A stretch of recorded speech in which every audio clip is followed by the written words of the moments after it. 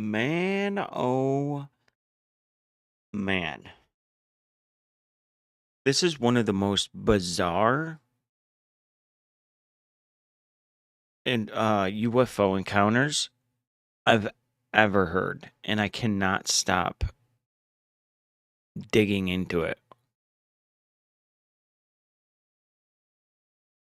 And I have not seen this. So this is basically showing the encounter and then also talking to them 20 years later as adults and to see what they have to say. Surprised their stories are exactly the same. And I have a lot of interviews of what's her name? Salama. She's one of the popular ones that was interviewed when she was young and saw these things.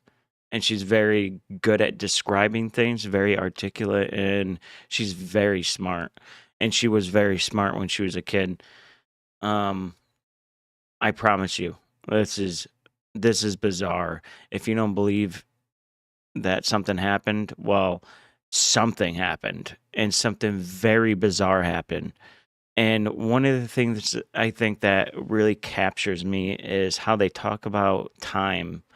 Like they said, it's almost as if time slowed down, or like I was unaware of time itself.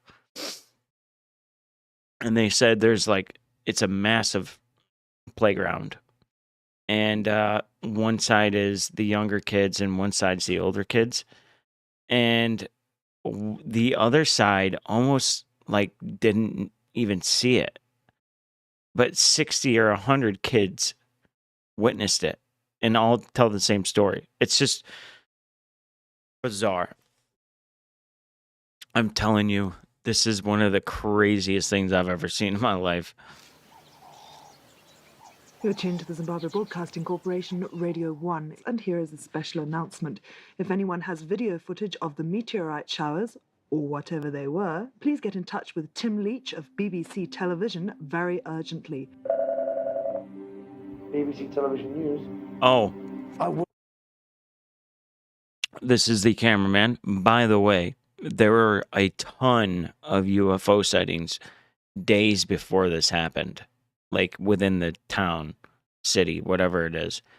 A bunch of people saw UFOs. A pastor saw one and said he saw a being like waving to him. Yeah, very, very so weird. This is a weird one. Angola or Rwanda, as I was when this story hit. Hundreds of people today phoned the ZBC and the BBC correspondent in Harare saying they sighted an unidentified flying object last night. These things were flying in a pattern and there was no sound. No wings, no nothing. Shiny over. This is, yeah, that's the sighting. This was days before, like a week before. So. Sorry. Hello. Hello, my name's Tim Leach from BBC Television News. I understand that you had some strange experience. Yes, that's right. It was a bright, radiant light. I've never seen anything like it in my life. It was the absence of noise I didn't like. Very strange. There has been much excitement after hundreds of people reported seeing a mysterious bright object. We suddenly looked up and we saw this thing coming over the top of the hill. As it sort of came abreast of us, it suddenly changed from this glow to let's say two big red orange balls. No sound. Look, what's happening? That's one of the things too that the kids end up saying they saw was flashing lights, almost like lights going around the craft before or during the thing when it was landing. They saw a ton of flashing lights or like orbs of light, different colors. And that's like one of the main things, like when there's a believable or some kind of sighting, orbs, lights, like just different color lights. I've noticed that. That's incredible. Eyewitnesses say it had a bright light at the front and flew at great speed. The object was also seen by two international airline pilots who reported it to air traffic control at Johannesburg Airport. There were 3 of us that saw it. It's myself, the co-pilot, and the pilot in the other I mean, how many more witnesses do you want? Says there's no rational explanation for the bright light, and it could be one of the most widely reported unidentified flying objects in recent times. None of it made sense. So I phoned the BBC in London and I said, what is this meteorite shower? And they said, no. It's got nothing to do with Africa or Zimbabwe. The meteorites come down in an arc. They don't fly parallel to the Earth. What about this Russian debris that's coming down? No, that doesn't work either. Sorry. Well, what is this? Viewers with No one more knows. information can either contact the ZBC or BBC in Harare.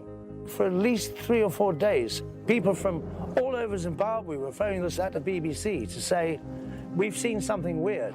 It was a helicopter or No, what? it was just a big round wall.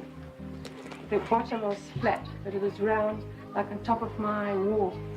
See, all these people are in South Africa during 1994. They don't know flying saucers. Very rarely do you come across someone that knows what a UFO is, like you would see in the movies. That's why when they're describing one, they don't just say UFO, because they don't know what the fuck a UFO is. And a lot of them talk about saucer. They keep saying saucer-shaped, just like they did in, what was it, the 50s when Roswell happened? Yeah, saucer. That was one of the first things that came out, a saucer-shaped. And then I got this call from Ariel School Rua that the children had seen a UFO landing, and these funny men in body-clinging suits, black suits, weird. I went roaring out there in the car with my sound man.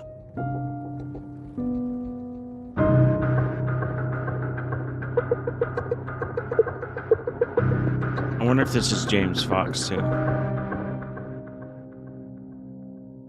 James Fox makes the best Ariel School, 19th September 94. documentaries. 12/12. All right, here. Time. Oh, okay.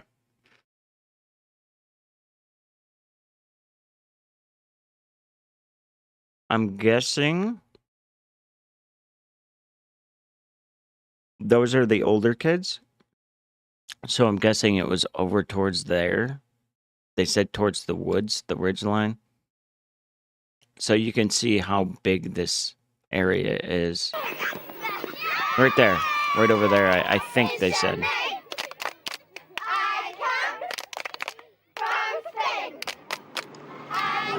Yeah. Could you tell me what you saw on Friday? Well, it was just glinting in the trees. And there was a man, and he walked towards us and he walked back again.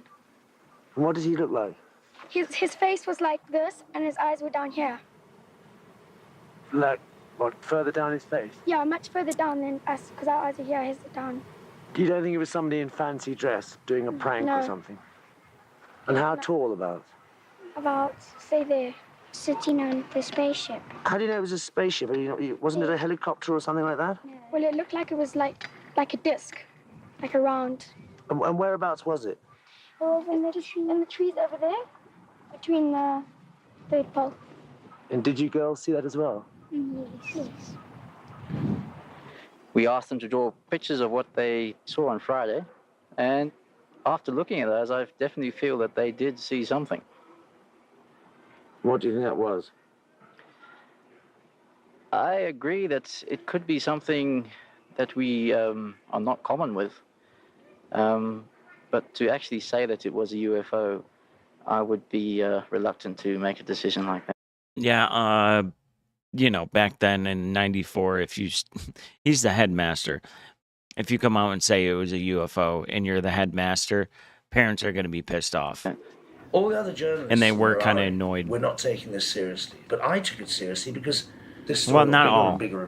Not all of them were annoyed. Some of them were, but most of them were really intrigued, and some of them just didn't believe their kids. Bigger and bigger. And I needed to know what was going on. Who do I talk to?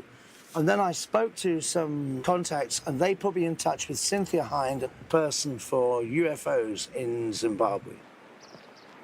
Well, Cynthia Hind's coming up, and I believe she's being a Geiger counter. She did mention it on the telephone. Well, I think we're waiting to see what happens then. Just come and sit on these chairs along here. All right, these are the grade 7s, the oldest children here at the school who say they saw something. Did you all see something? Yes. Yes. What's your name? I'm Daniel Mandy, and I saw this silver thing in amongst this clump of trees with this one thing sitting on the side and another thing sort of like running up and down the top. It had a round top and it was flat like that around the sides. What was around the side? Just a sort of like a platform coming around the Platform. Did you see anything else? Yes, we saw a black man running around. Just a little man or what?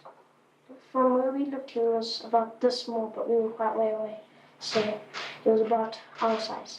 What did you see? I saw something silver. See what I mean? Like they're talking, like they're telling you a story and just answering questions. They're not making it up.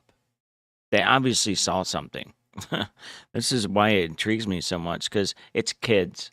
They ain't lying. And On the ground, amongst the trees, and a person in black. And that's all I saw. You saw a person alongside the silver thing? Yes. Have you heard about UFOs before this? No. You didn't know anything about it, so it was something quite new. So you know what UFOs are? Were you afraid? Yes. Nobody should panic.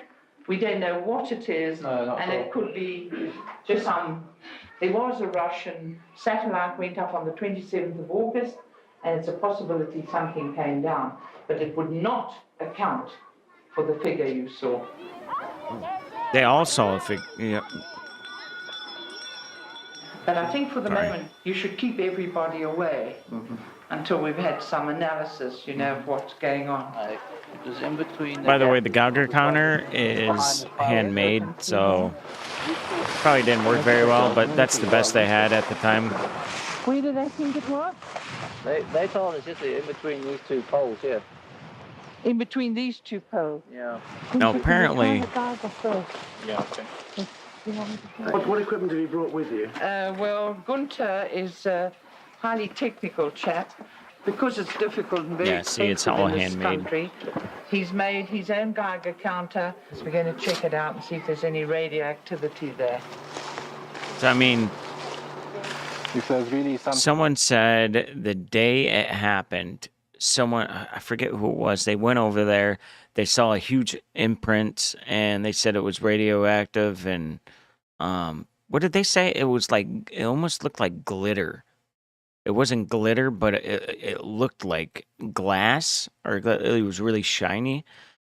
And they said the next day, everything was gone. Like it had never been there. Like it disappeared. Changes, the Geiger would be going faster. But so is this just normal background radiation? Yeah, this is about normal. I was helping Cynthia out more in technical terms. So Cynthia found me quite useful in maybe explaining away certain phenomena. Maybe it was a certain time of the year where certain meteorological events occurred, like the Leonid meteor shower or the Perseid meteor shower. So we used to try and eliminate all the natural events that might be happening in the sky before we thought maybe there might be something more to it. But how skeptical are you? Well, I would like to see some evidence.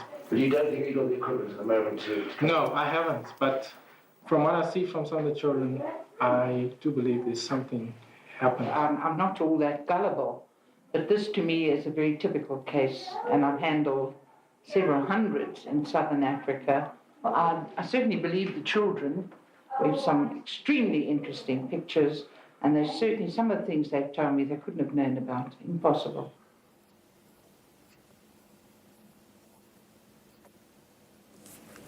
I can remember it like it was yesterday.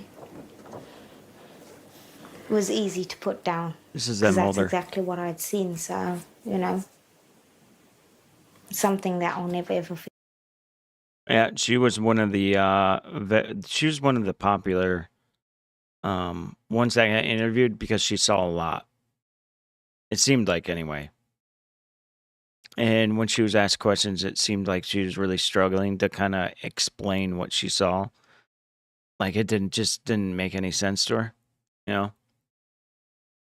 I mean, talking about a fourth grader, um, and you got the world just like, what did you see? What did you see? What did you, you know? And they're like, we're just playing and we just saw this thing, you know? Get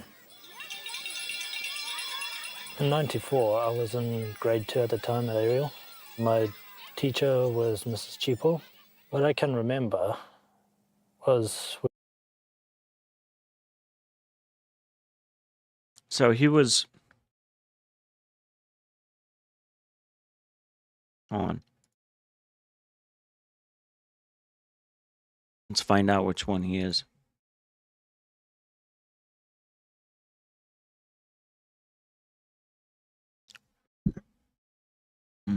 Here we are. Sorry. Looked up into the sky and she said, "Oh." Not him. He's over here to the left.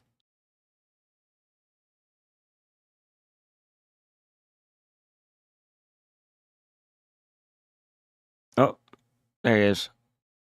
We were playing down. Stuff. Basically, Yeah, let me see. where is that? Right there. Okay, well, he's one of the ones in the he's one of these in this group. I think it's him. This one right here. We were playing around in the playground area. It was one of those rare occasions where the teachers were having a staff meeting, so it was quite a long break. We were happy to have those because there was more playtime. And there was like a flash of light, and it was bright silver, and everything it shot past. At the time, I mean, I remember it well. And there was like a flash of light, and it was bright silver, and everything it shot past. At the time, I mean, I remember it well. We were on the field playing our football, and a friend of mine drove by and said, Luke, do you see that in the sky? What is that? What is that? So I was looking up and I saw it, and it was, for want of a better word, you know, a UFO. I wasn't sure what it was, but it was a silver object that was in the sky, and we were both like looking at it. And I only saw it for possibly a few seconds, and it seemed to move off a bit and then suddenly vanished. And we were both sort of standing there looking up saying, you know, geez, what was? Yeah, one of the things that they all say is like things would be there and then just completely vanish, gone. Almost as if it like just disappeared in front of you. Like they, one of the girls said they were looking at the being, and it's almost as if they were telling them something, but not saying it out loud. I know how it sounds telepathically, like take care of the world, don't get too carried away with technology. That's what she said she was feeling, I guess. And after that, I guess they just turned around, boom, gone, disappeared, almost as if they were never there. Yeah, it's very bizarre. Was that? But didn't put too much thought to it, and obviously went straight back to playing our football match. A few minutes later, there was a whole sort of commotion going on, and there was a whole bunch of kids down at the bottom of the playground. We were sitting on one of the logs that we always sat on, eating our lunch, and I noticed that people were pointing at this one thing or something in the bush, and I got up to see what was going on because one person actually started crying, and, you know, like I said, because we were the older group on the playground, we all... I have an interview with her. It's from, I think, a year ago or something. She's a great interviewer. One of the best interviewers I've ever seen. But she's very good at describing and communicating things. She's very good. Some of the things she said about these beings are just scary and bizarre. Very strange. People in my year just were kind of concerned about what was going on with everyone else. There was a big group of kids all sort of gathered right at the bottom of the playing field, pointing and making a noise and shouting and screaming.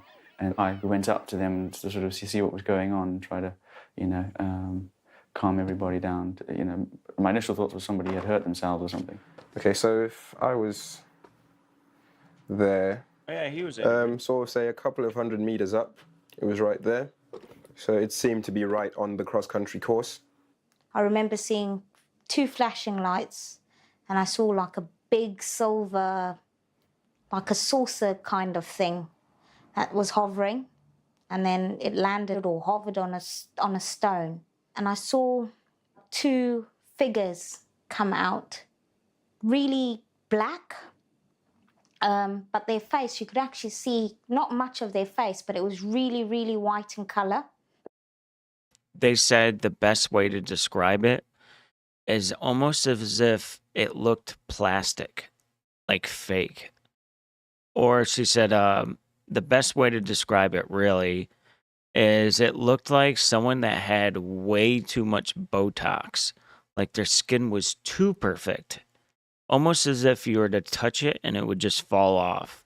Like it was fake. So you have these beings in black bodysuits that look like they have plastic skin. Some have hair. Some of them don't even have a nose, mouth, nothing. So they all have something different. Almost as if they're trying something. Are they trying to blend in? Or trying to say, like, it's very strange, man. That's how I see it. I see it as if they're trying to look like us, to try and blend in, to communicate with us. And I think they know they scare us. Maybe they tried that with children. Maybe children are more understanding if we try to look like them a little bit more. And kids started crying. And apparently once they started crying, more started crying and freaking out. And that's about when they started to go and they just disappeared. Some of them said they left. They just shot off. Some of them said they completely disappeared. It's just so strange. Skin pigmentation was very, I don't know how you can, pale doesn't even, it looked plastic. It looked like someone who had too much Botox. Now when I think about it, I'm like, that's exactly what, at the time I didn't have a color or a word for it. But that's exactly what it looked like. It was very smooth and soft looking. It looked like you'd slide right off if you tried to touch him. He'd just, yeah. I suddenly realized that he's not quite normal. I didn't actually know about UFOs and aliens at the time, so I just thought he was a strange person. But it was the eyes that made him. So that kind of shape, I think the eyes were obviously a lot more fluid, round, shiny, protruded.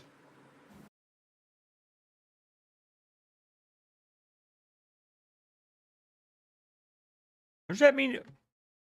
What does that mean again? Does that mean pop out? Protruded? Alexa, what does protruded mean?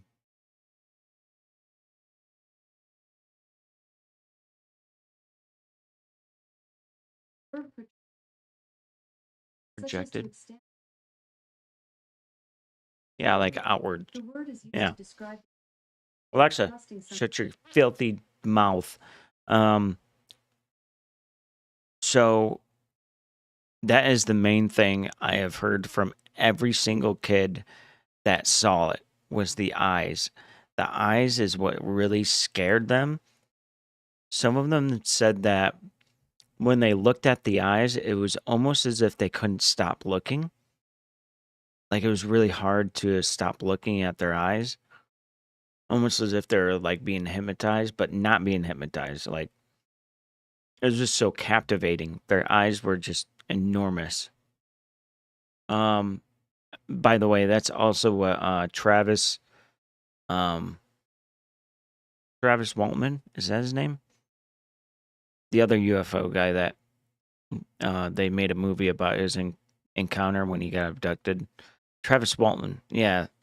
He's the same thing. He said the same exact thing. When he saw their eyes, that's what really scares you but captivates you.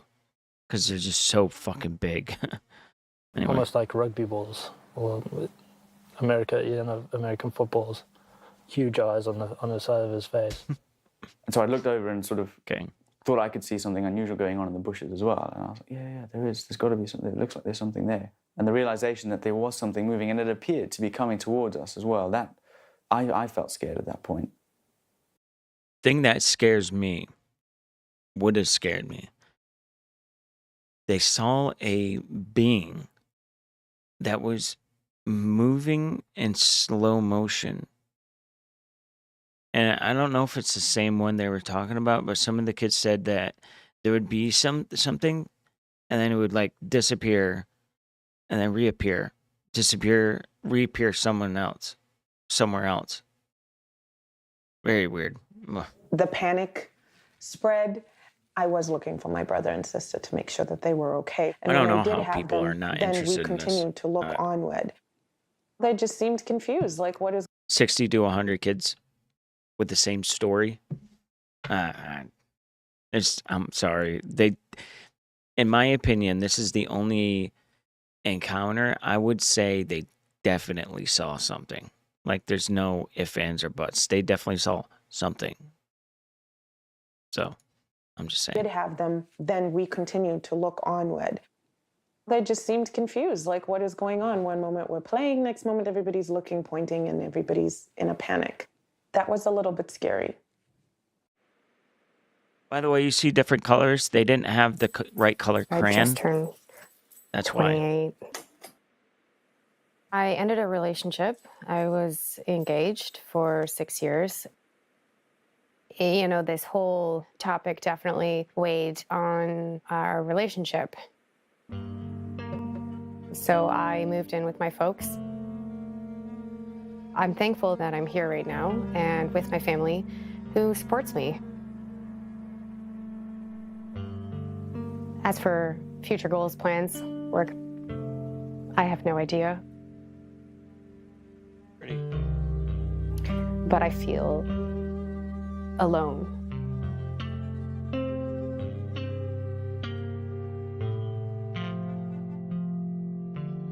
Montreal. Right? That's Montreal, right? Yeah, it's Montreal. I had bacon today. You didn't. Something better than you? Dear Emily, I hope this finds you well. As you may have seen on our Facebook page, next month we will be celebrating our 25th year as a school. I know it's short notice coming from Canada, but we'd love to have you join us. If you can't make it, know that you are always welcome to visit your old home. I spelled Ariel wrong. Didn't I? Hey, what's up? Oh, never mind. That was yesterday. What the f...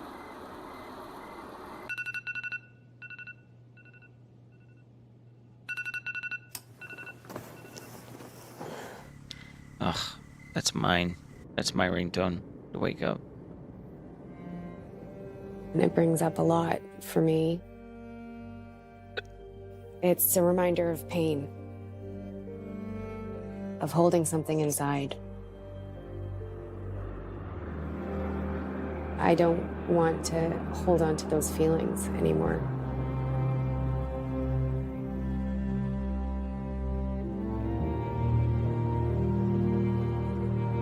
Feelings.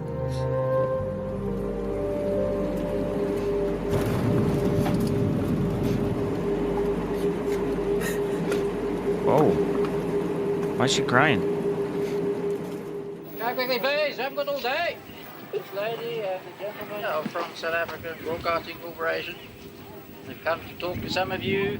Hi everybody, my name's Nikki, okay, and that's Ivan with the camera, and we're going to actually speak to a few of you who did see something that day and ask you what happened, what you felt when you saw it, and that sort of thing, you know. So very, very casual. You must just say exactly what you want to say. Okay.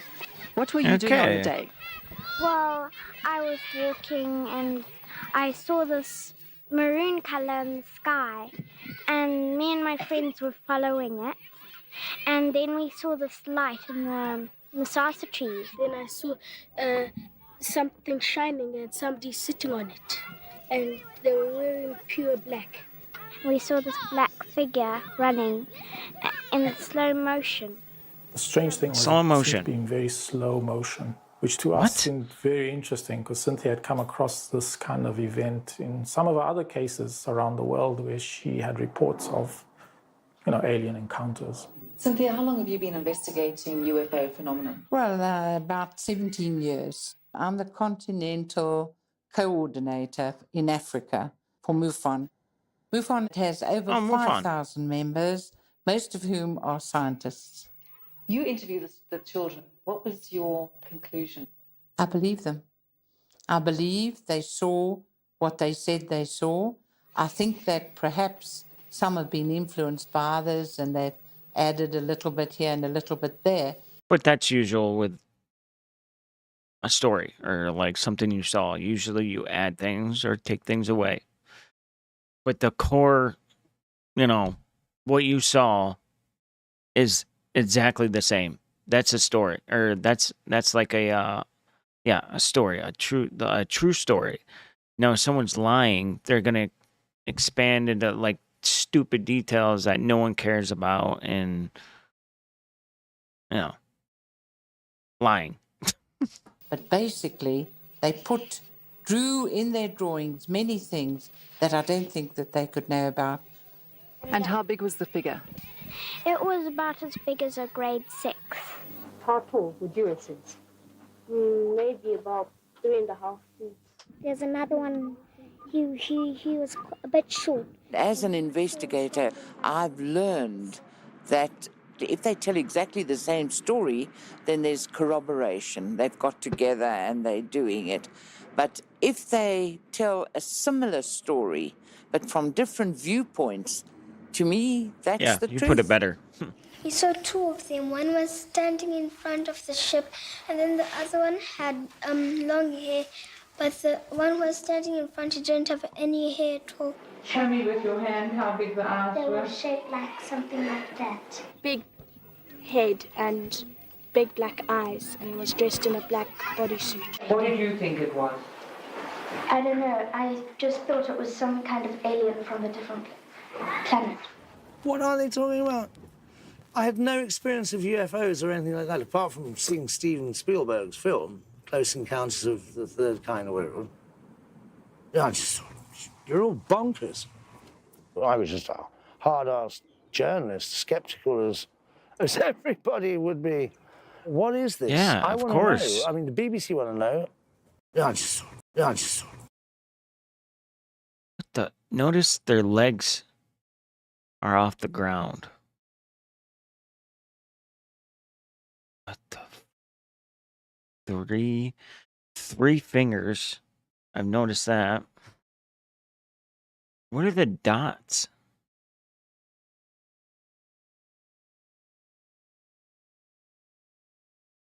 What a fucking strange being. You're all bonkers. I was just a hard-ass journalist, sceptical as everybody.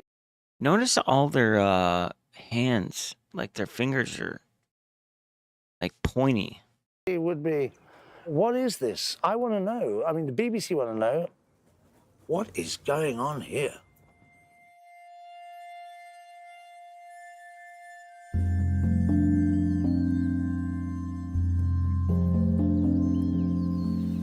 There's a truth behind, you know, your environment shaping who you are. For me, growing up in Africa was normal. Tigers and It was just or lions home. and You're growing up in an area where you need to be aware of your environment. This is not living in America. You're in Africa, you're in Zimbabwe. We didn't grow up around TV. People like to joke about, oh, do you have running water? Yes, that was luxury, actually. That's something you we're lucky to have, or electricity. Because the places that we went to, a lot, I mean, they had nothing.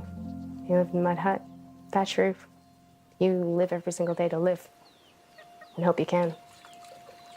Yeah, so it's completely different. Yeah. Jesus Christ, what's with all the 1, 2, 3, 4, 5?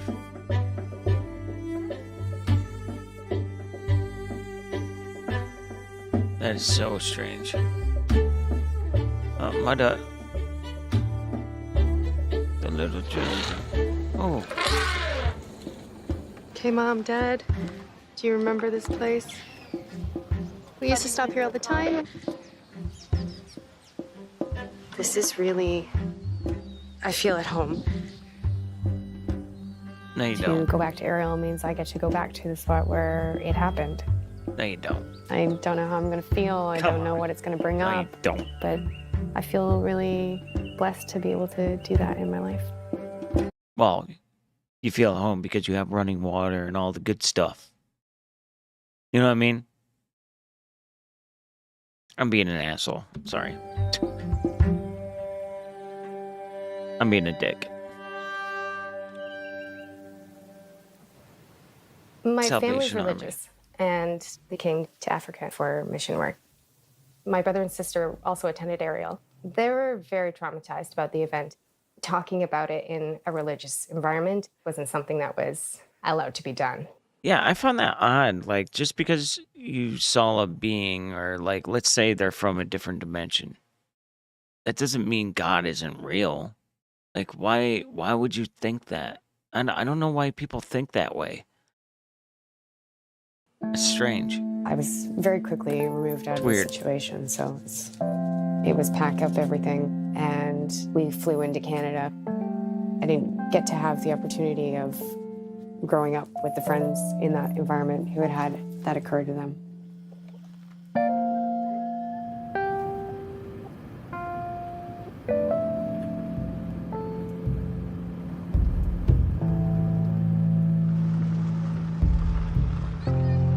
I wonder what the I'm looking forward to parents think of it reconnect now, again. because it's so I haven't been back to popular. Ariel for just over 20 years. Like, everybody know, like, a lot of people know her, or at least the kids. Like, how do they feel about it now? Now that they're somewhat popular, you know? I wouldn't say famous, because there's a lot of people that don't know who they are. Oh my gosh. Even if they heard about this Zimbabwe, they don't know who the kids are. Wow. So these are, let's just say, privileged kids, if you didn't know. Holy. In Zimbabwe, they're privileged, you know. They got money. Their parents have money. Classrooms. Hi. That's it. Her Good, how dad. are you? He looks my age. How are you? I'm good. Yeah, and you? Good. I'm really glad to be back. Headmistress. Back. Oh. Yeah. Come on, whatever. Home. Oh, her. It is. It is. Home. Always. Yes. Yeah. It's good to see you. Thank you. Oh my goodness. That's Rachel. This is Paul, my brother, who also attended the school. So we're a family of 3 here. So will someone be able to show me around the school? Going to show you around. Oh, hi, Emily. It's nice to meet you too. I'm walking where I used to step. Yeah. It feels incredible. Oh, cool. It's, yeah, it's very religious. Nice. Today we've got a special visitor in our I know I have midst. friends that aren't It's religious, Emily but Trim, and that's she okay. was here at Ariel's school 21 years ago. Yeah, she's the UFO girl. Was Mr. Mackey here when you guys were here? Yes. Do you remember Mrs. Watcha? Yes. Yes. She was, I think, my grade 3 teacher. Was she? Yes. And then she came sort of like stalking me in the supermarket at Spa when you were phoning me. And my trolley was full of What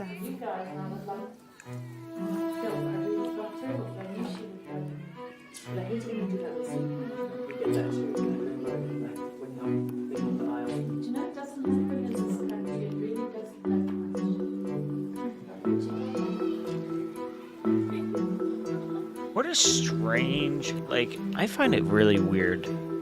Because you got so many poor people that can barely survive. And then, hey, what's up? What's this? Did you say this is one of the alien kids? Yeah, yeah, yeah. This is, I can't remember her face when she was young. I can't remember which one, but she was in the video. Yeah, she was one of the kids that was interviewed. Whoops.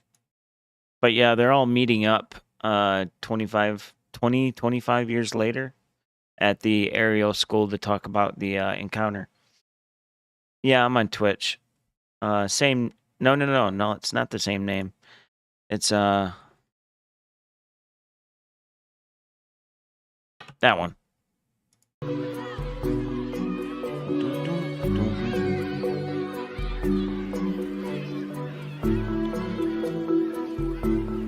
So I'm curious where it happened. Where did it happen? Like on that. Oh shit. I didn't know it was you. Yeah, she's one of the kids from here. Vanishing in a good All these parents. Yeah. Like Some- video, like the good and then it'll vanish in Yeah. Yeah, I just noticed that. I didn't know it was you. That's why I put my name, because I was like, oh, cool, new person. Not that I'm, it's you. I'm just saying. You having a good I day? didn't know. Yes. Yes. Is it lunchtime right now for you? Yes. Yes. Wonderful. There were the boundary logs here. Okay. Yeah, nice. And that field wasn't there. Yes. It was all brush, you know. And you guys went down to them, but... Well, I was right on the log when it actually happened. You were there? Yes, I was And here. you saw them? You are the ones... Dude, see? I told you they were going to ask about it. Everybody knows about it. You don't like YouTube chat? Yeah. Drew those Yes. funny pictures. Yes. Oh, okay. Yeah. Nice to meet you. Yes, And so- where are you staying here? With Miss Bates. Okay, Yeah. okay.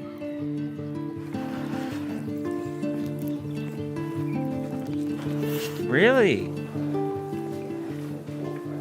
You have to shower down Well, you also notice my views ever since I left the first, like when I left for a little while, ever since then, I can't get a view to save my life. Ever since I left the program, the affiliate program, I don't know. I feel like Twitch is. I'm gonna try and see if I can do something about that. I'm gonna ask about it because something ain't right. I'm telling you. Yeah, I used to get random people stopping by all the time. The only people I get were what? People trying to sell something. I never get any. Yeah, something weird is going on. And this is your room. Yeah. And everyone's got a fan. I don't have mosquito nets on the tray. You don't have what? Mosquito nets. It's okay. You don't have what? Down there. And this is your room. Yeah. And everyone's got a fan. I don't have mosquito nets on the tray. You don't have what? Mosquito nets. It's okay. Oh, mosquito nets.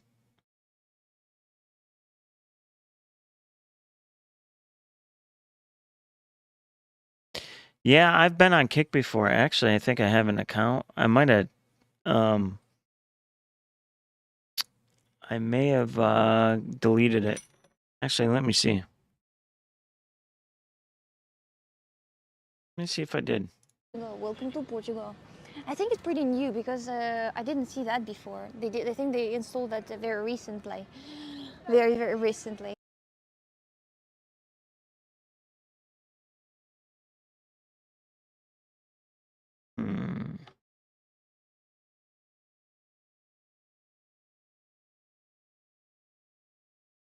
No, maybe not. Let me see. Do you see anybody streaming the Which on one? Iron? That is because my Bottrix and my Kekler did not start at the same time. I think I did Bottrix first.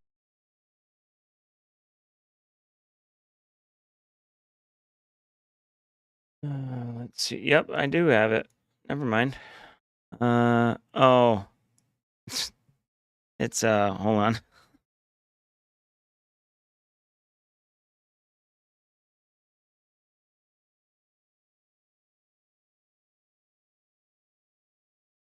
Why not? That's what it is. Why not? Thank you. Thank you. Thank you, guys. Thank you. Have a good day. Wait. Hold on. Okay. Bada bing, bada boom. Oh, you fucking bastard.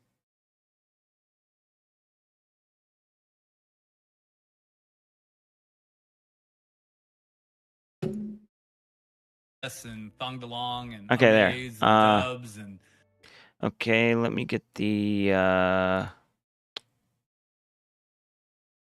thingy. There it is.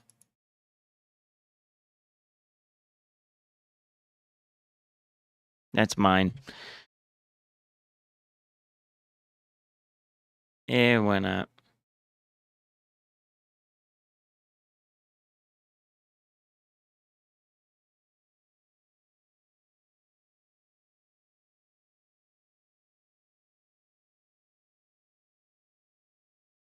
Just in case.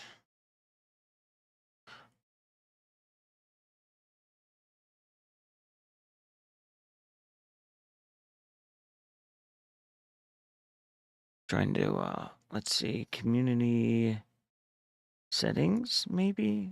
Channel. Yeah, that's what it is. I'll add my, kick on the air.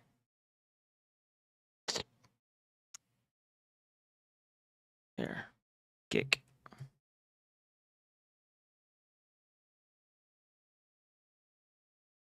Boom. Boom. Indian. What the f...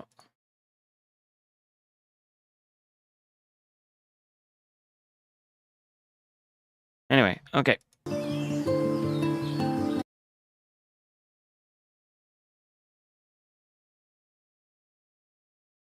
Has less downloads?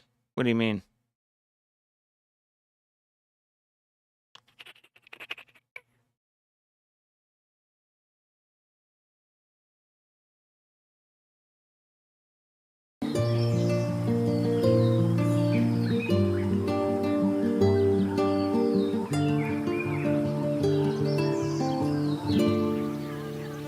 Oh.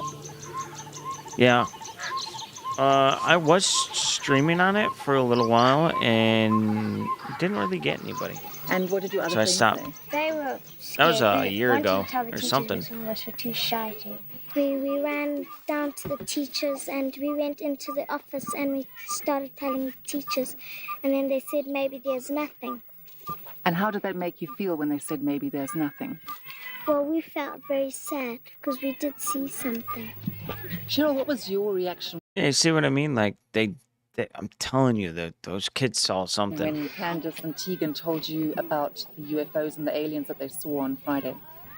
I don't know really. I find it very hard to believe. I've always taught my children seeing is believing. Unfortunately, I didn't see, so I don't know if I believe.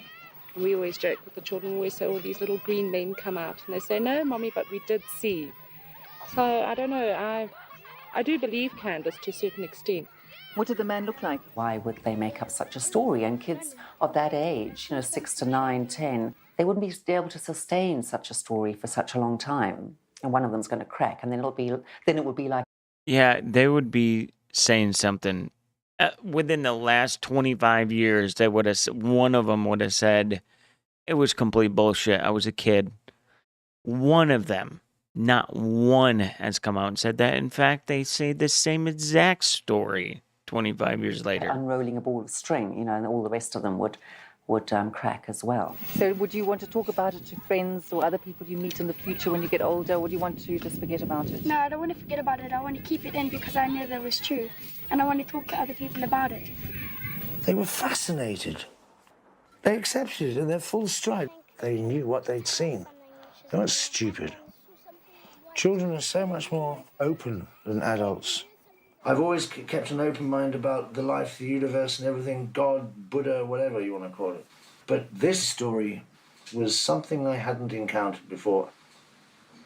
In October 1983, I went to Zimbabwe, which was just going through massacres, and I went all over Africa, being a cameraman, doing what's called bang bang, which is serious war zone. I've done a lot. I've done Angola, Rwanda, Liberia, Nigeria. I've done lots of war zones. A lot of my friends and my crew were killed. I survived. Jesus Christ. That was my job. But this was a bolt out of the blue. I mean, I wasn't expecting this because I was a realist. It was totally out of my remit. I could handle war zones, but I could not handle this UFO thing. It just didn't make sense. And that's when I had to call in extra help. Cynthia Hine put me in touch with Dr. John Mack. Oh, the Harvard professor. And that's the crazy thing. This guy had been through a Zimbabwean war, where like it's just all out war. His people that he worked with died, got shot. He survived. The UFO thing comes up and he's just baffled. Like, these kids are telling the truth, but it just doesn't make any sense. Like, I should tell you something.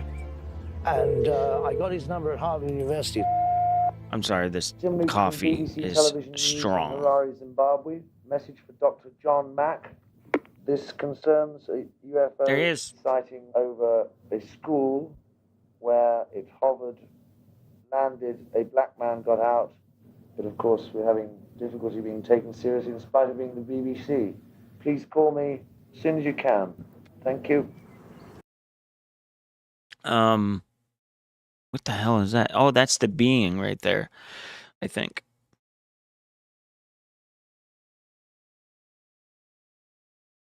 And these are the trees. Yeah, that's the being's head, I think. The one that had hair. What was I gonna say? Forgot. And said, listen, I don't know what's going on, but this is way outside my normal ball game. What do I do? Okay. Without a saucer? Oh, this one's without a saucer. Why would they be this, like, why would they describe these things? Like, I am telling you what I am seeing, you know? One large spaceship, silvery color.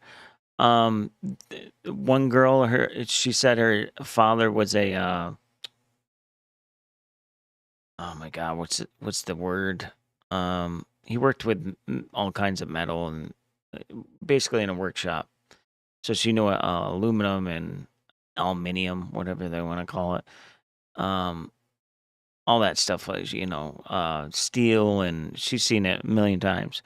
She said, what I saw, I've never seen before. She said, what did she say? It was, I forget the color, but she said she had never seen it before. Big black eyes, mouth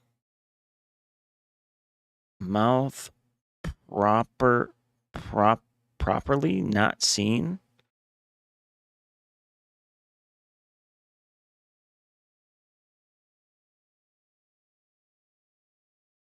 Body similar to humans, but all black.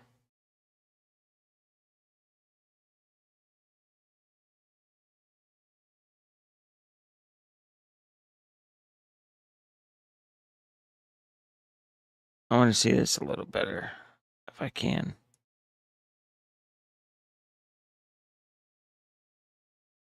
game. What do I do? And John Mack said, as soon as I can break away, I'm coming over. And he did. Oh, some jackass hit him with a car. As head of the Department of Psychiatry at Harvard, I sat up and took notice. And killed him in 2004. Some jackass. Should have given him the death penalty. Piece of shit. That took it to another depth.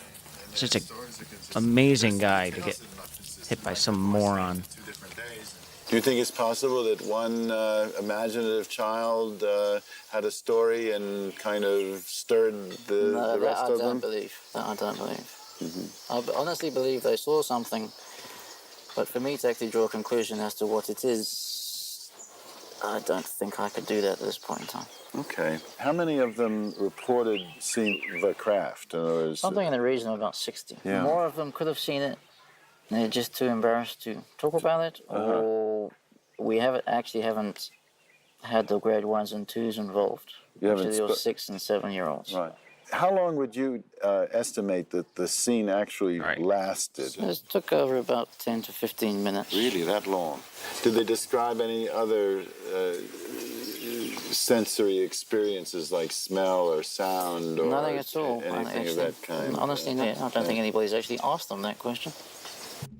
It's funny because about 5 minutes ago, I was about to say, before you started talking, I was about to say, I wonder what it smelled like. Like, did it have a smell?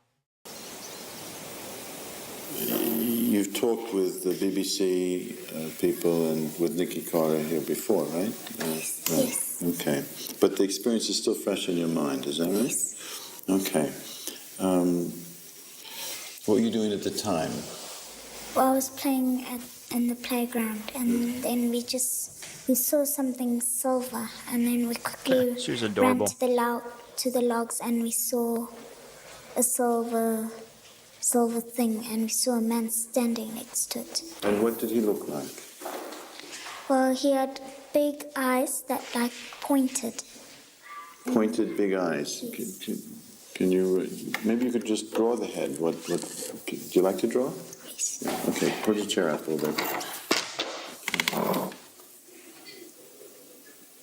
No, these are what? What are you drawing here? The eyes. The eyes, okay. And I couldn't see his nose and his mouth, but his nose was pretty small. So the eyes were large, is that right? Yes. Did you look into the eyes? I mean, did you have a sense that you were... No, all we saw was his eyes. They were black. Black, but like, were they looking at you, or were you at him? It seemed that he was looking at all of us. Have you ever seen a UFO? I never have. No. She was adorable.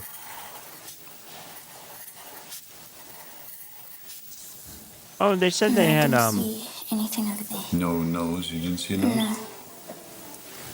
No. What do you call it? My little heart white. kind of went faster and then slower and then faster and then slower. Pupils. All at the same time. Now, that was excitement and... Yeah, excitement and scariness. And scary. And you said happy, too. Yeah. Yeah. Happy because... Because I saw something strange and something peculiar and something nobody had ever seen. See what I mean? Smart kids. I can't remember the last time I even used the word peculiar. Shit. Haley, something scared you, is that right? Yes. What scared you? The noise. What noise? Yes. The noise that we heard in the air. You heard a noise in the air? What was it like?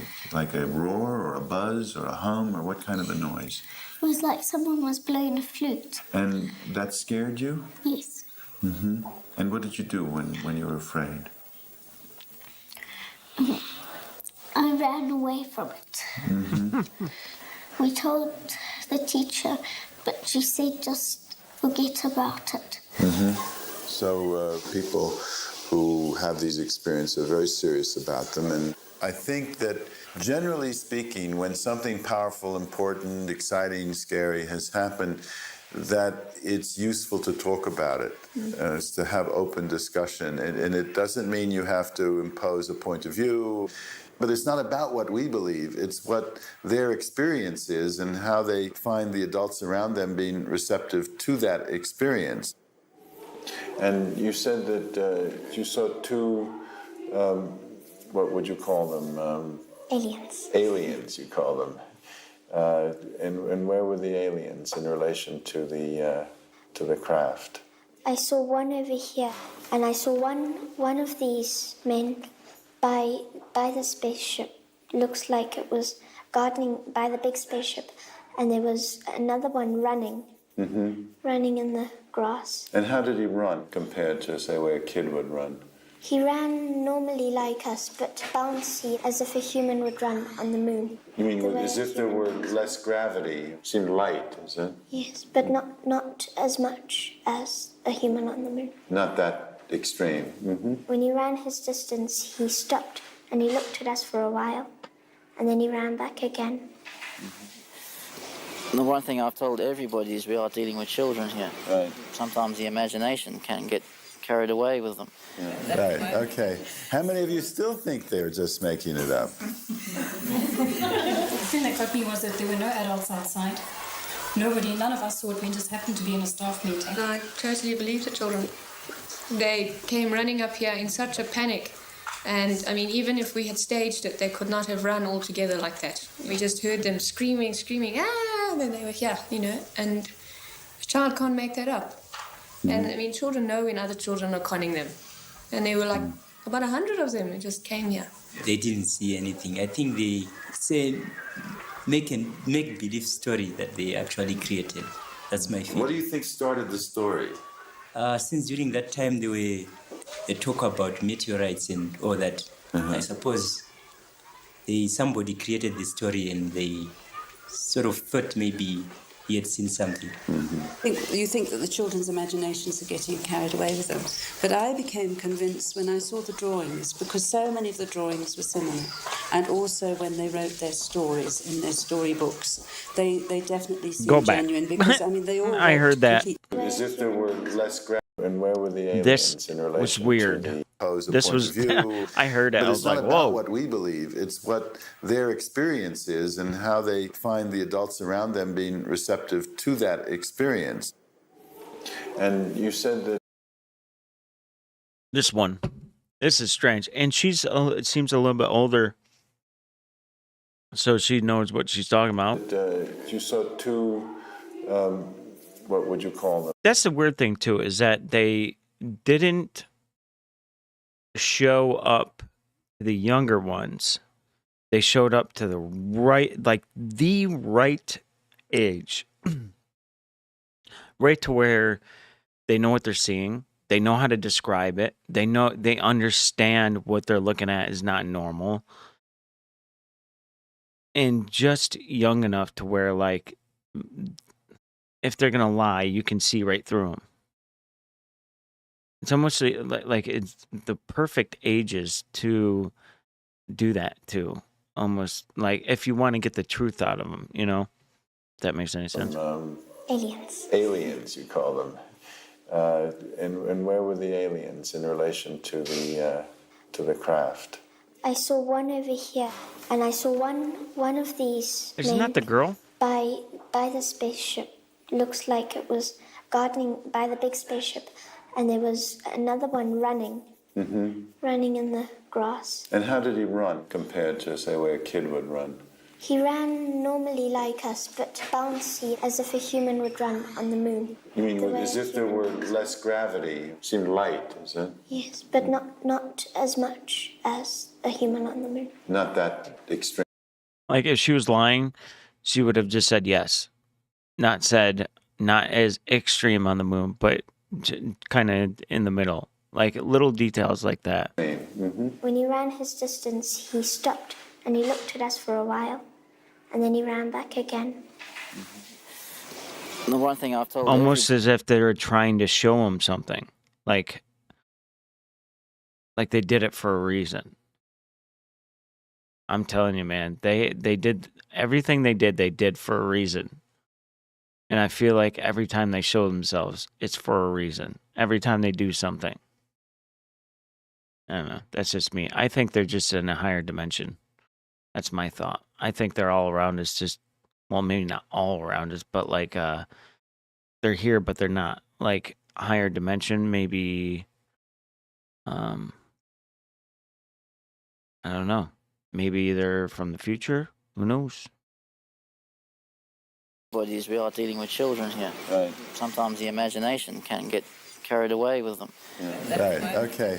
How many of you still think they're just making it up? One. The thing that got me was that there were no adults outside. None of us saw it. We just happened to be in a staff meeting. I totally believe the children. They came running up here in such a panic.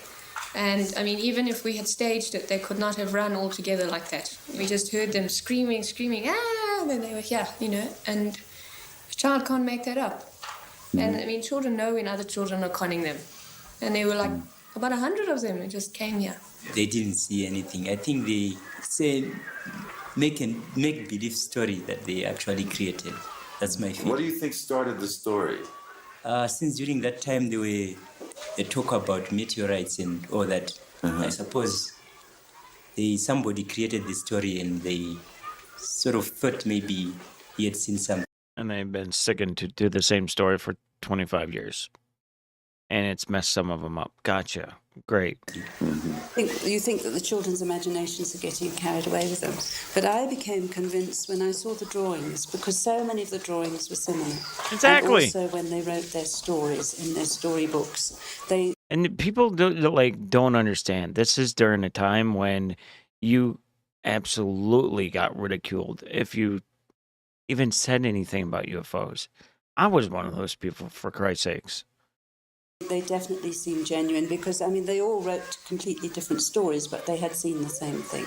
And I think that's what convinced me, because I think I was as skeptical as everybody else. It wasn't just Ariel School. There were a lot of different occurrences that happened over That whole week. One kid said he saw a cigar-shaped UFO, he said, I saw something that was about cigar-shaped, and it just came down, flew around, and it was gone, almost as if it was scouting. During several days, I mean, the town were seeing crafts. Some preacher saw a craft and some beings in there, and they even waved at him, he said.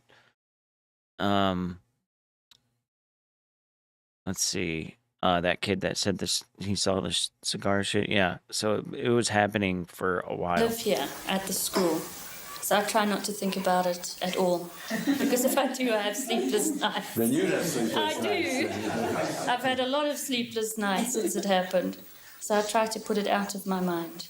What do you think about the reality aspect of it? Seeing is believing. I don't know, but then I'm also scared of the unknown, so it's something that I block off because I'd rather get on with school. Do you think the kids are telling the truth, or do you think they kind of I think they are. embellished it or Yeah, imagined but it? I'd rather not think about it again, because now if I think about it tonight, I'll have another sleepless night. Because I'm waiting for an alien to come through the walls.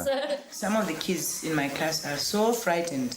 I actually can see that. It must have affected them so much that they sort of imagine something will happen to them. They're still young and you don't know how to act and how to speak to them. You're a bit careful. If we're going to keep discussing this, the parent is going to be knocking on my door every single day. Yeah. I don't think you can generalize. But I don't think it's best to tell kids what they saw was not real. Not a good idea. If they want to talk about it, you should let them talk about it. When it comes to something like this, you got to be extremely careful which way the parent is going to jump. Right. If he's going to jump the wrong way, you've caused a problem. Right. You've caused a problem. Smart I man. think You're not solving it. You're probably all Very aware smart. of this caution that Colin is talking about. We had one child who was very upset by the whole thing.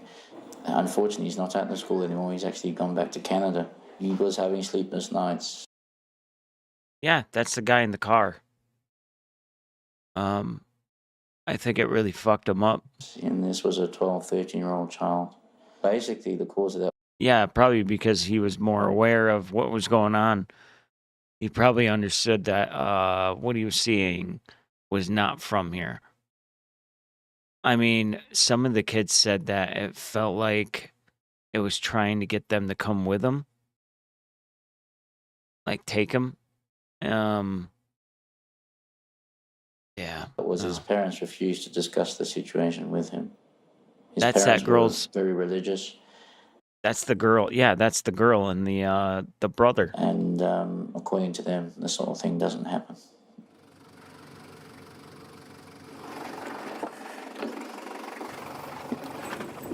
Her.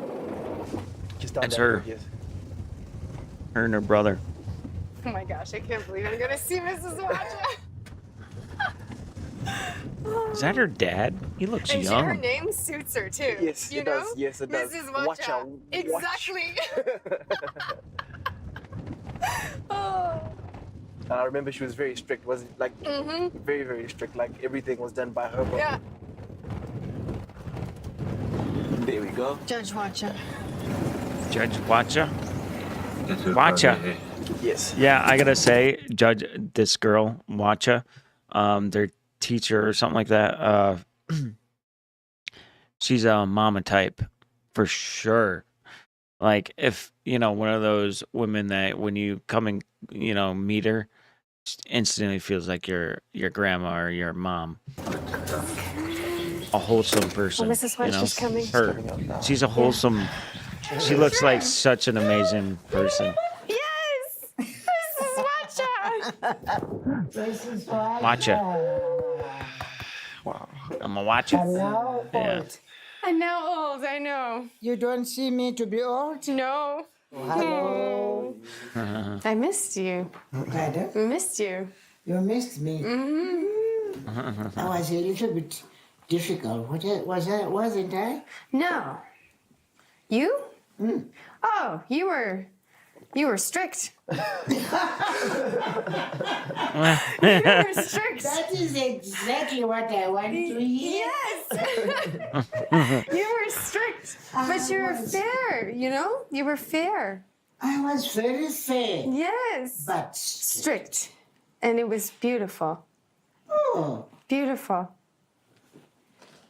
There's this business of us being asked about the aliens. Okay. Yeah. Up to this end. Yeah, because you saw those things. You saw those people. We asked the school children then to draw. Yes. You remember? You also drew. Yeah. So Mr. Markey asked us. We put all the papers according to the classes. Yeah. Finish this class, to the other, to the other, to the other. They were all the same. We ended up concluding that certainly we saw people. They're going. Where to?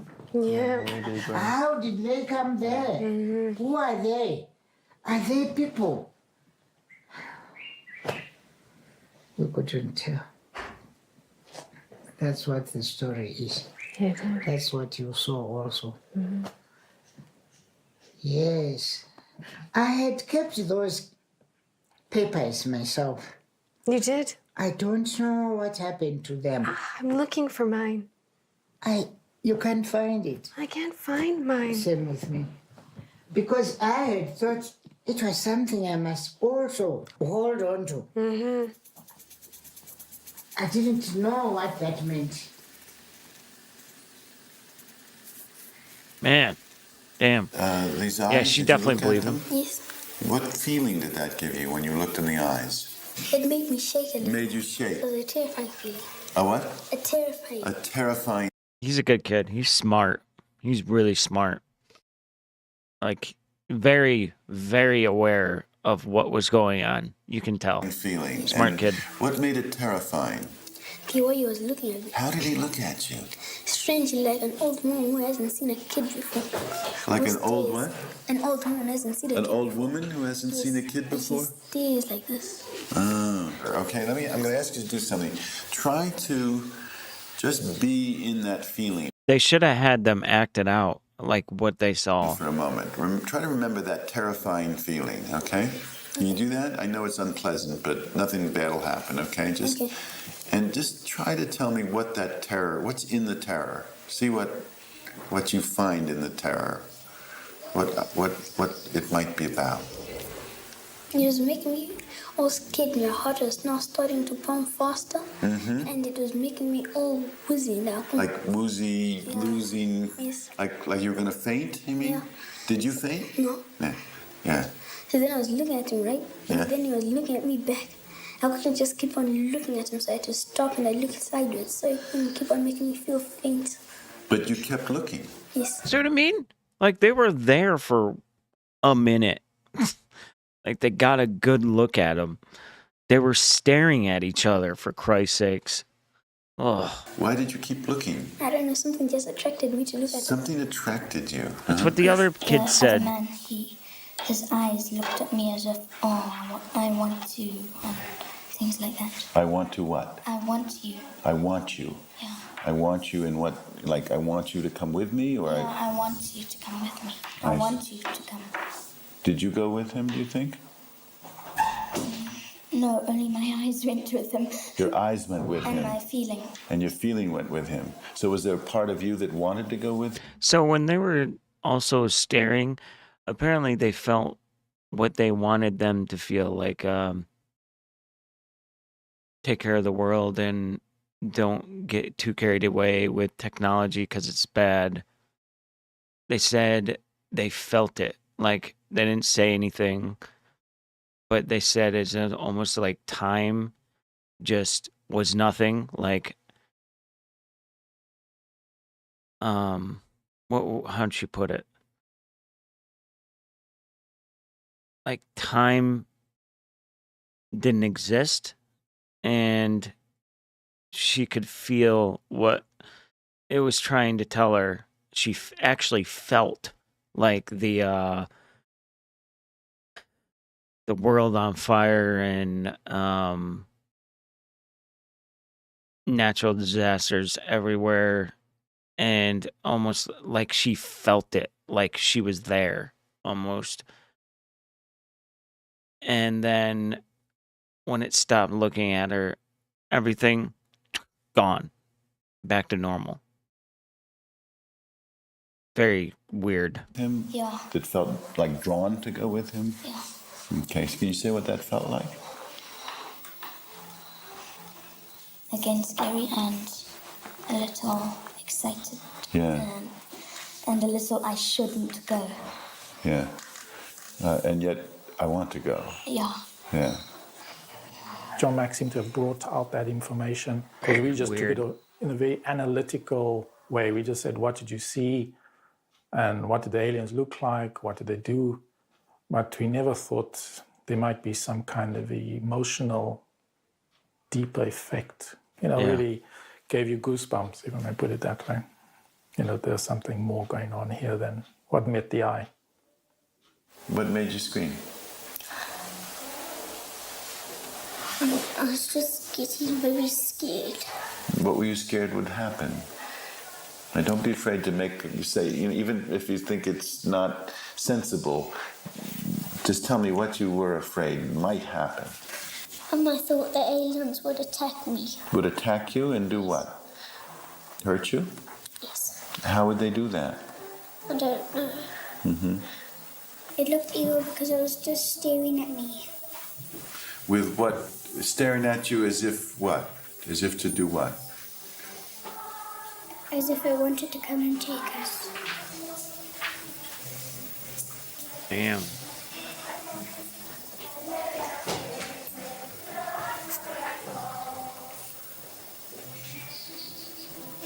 I know this is hard. I know it's hard.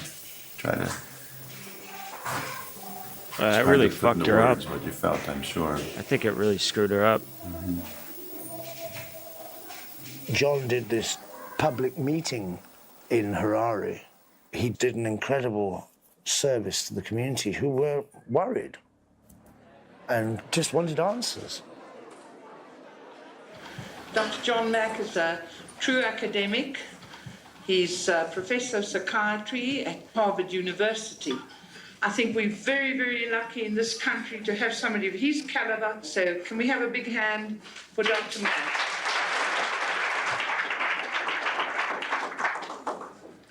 Thrilled to be here tonight and have a chance to talk with you about Pulitzer this Prize phenomenon. winner. I'm trained in adult and child psychiatry and adult and child psychoanalysis, and I'm a relative newcomer to the UFO field. And the reason for this trip is the incident that took place in Rua at the Ariel school. A number of you, I'm sure, know something about what took place there.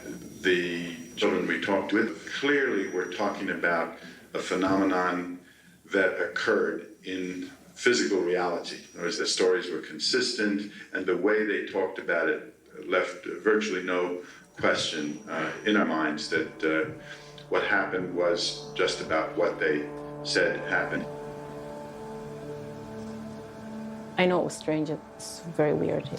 Can you imagine that? Like going to a town hearing to get some answers to, you know, have this Harvard professor, Pulitzer Prize winner, one of the most bright minds in psychology ever, you know, and waiting for him to tell you that, you know, these kids made something up and that, you know, maybe there's some things going on. Instead, he says, what they're telling us is what they believe, what they saw. So I don't know what to tell you. Maybe tiptoe around it. Be very careful with the way you talk about it, because some of them, it fucked them up, like bad, you can tell. It's got so scared. So, yeah. If I had to describe that day, the first thing that I remember is the light and the sound is the main thing that just strikes me, and then the two shadows. But oh, yeah. I didn't. So they also saw. This is why I always say, shadow figures. Maybe it's these things, right? Like, think about it. Okay, let's say they live in a fourth dimension, fifth dimension, right? And I think I remember hearing a someone like Neil deGrasse Tyson. I forget the other guy's name. They were asked, what would these beings be if they lived in a higher dimension, like fourth or fifth dimension? And I clearly remember that one of them saying they would have to be like a, what's a good way to describe it? Like a, not a mist, but like a,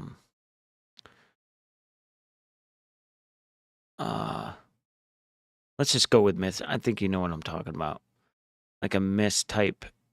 And then, like, they could go anywhere they want, basically, and then just appear in form, I guess, is a better way to describe it.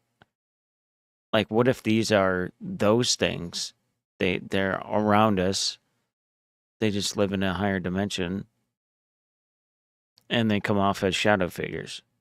We think they're like they're ghosts, but they're not. They just live in a higher dimension. And, you know, like if they do, then you'd be able to hear them, but you can't see them, right? Like a ghost. You look down a hallway, you see a peeker, you look around the corner, gone. That's a higher dimension. You know what I mean? Just thinking outside the box. The light because it was so bright, the sound because it scared me, so.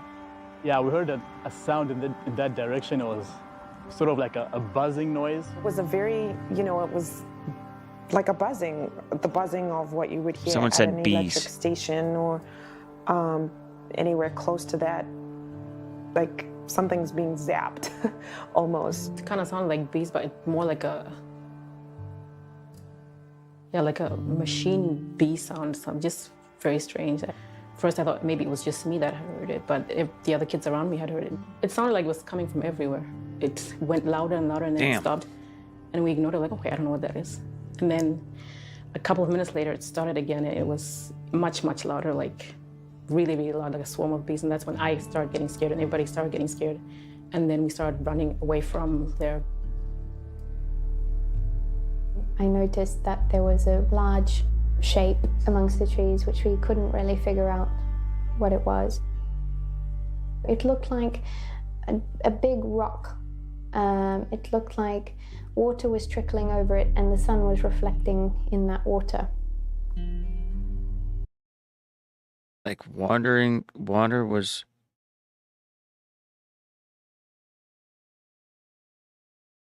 Oh, okay.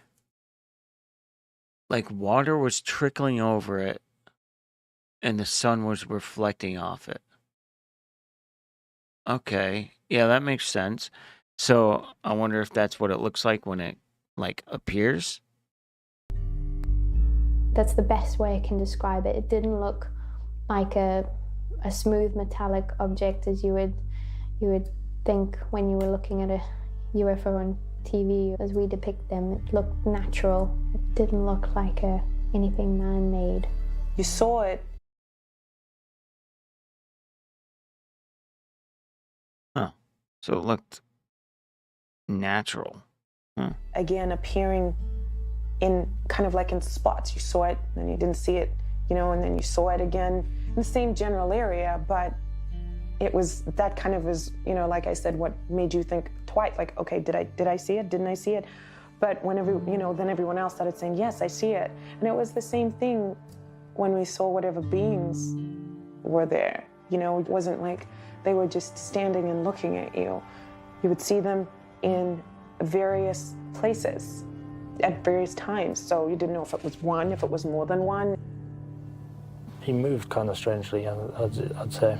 Almost like a very graceful sort of movement. You know, not like you're stumbling around or anything. You don't, like sort of like glided from while he was walking. There wasn't any gravitational pull. It was a Dude, what? So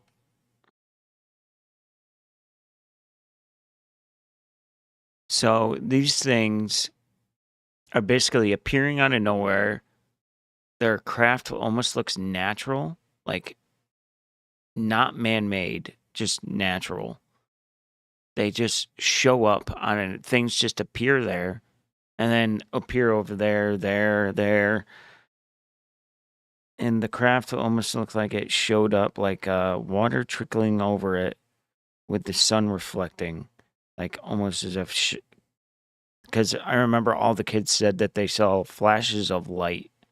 So that's maybe what it looked like when it appeared, maybe? Or maybe that's... Yeah. I'm wondering if it's like... What if it was like a time machine? Like they're from the future and they came back. Because, like, think about it. They started hearing the buzzing noise. And then it stopped. And then it got loud, super loud. And then they appeared. Right? I don't know. I'm just trying to throw my thoughts out there. I've been thinking about this forever. And I've always wanted to just get it out there because it's just so bizarre. But I feel crazy just saying all that stuff. But that's what goes through my head. Fluid. So when he was moving, it was very fluid and flowy. Gracefully. And it wasn't kind of jerky or... Yeah. The strange thing was it was running in slow motion. As if you would watch a replay in a football match. It was running in slow motion diagonally down the field. And then suddenly it would reappear in the corner where it started and do the same thing. And then it would reappear and do the same thing. And that was frightening, more frightening than seeing what these things actually were, was not being able to see them long enough, I guess. Bro, what the fuck? Really ripped my socks off. It was unbelievable. I got to justify myself to the BBC, and how am I going to explain to a serious BBC editor in London that this is not an April Fool's joke in September? Like, they read The it, though. BBC always have this They're not, policy that you don't run with one source. like, they're not talking to the kids and seeing that it's not fake. They're not making it up. They just read it, and they're like, this is garbage, you know? And little did they know, all these years later, I hope they're kicking themselves in the ass. I hope so. They're like, we should have ran that story. Fuck. You see those computers? I remember my cousin had one of those. You've got to get 2 or 3, preferably 3. And I had 20, 30, 40.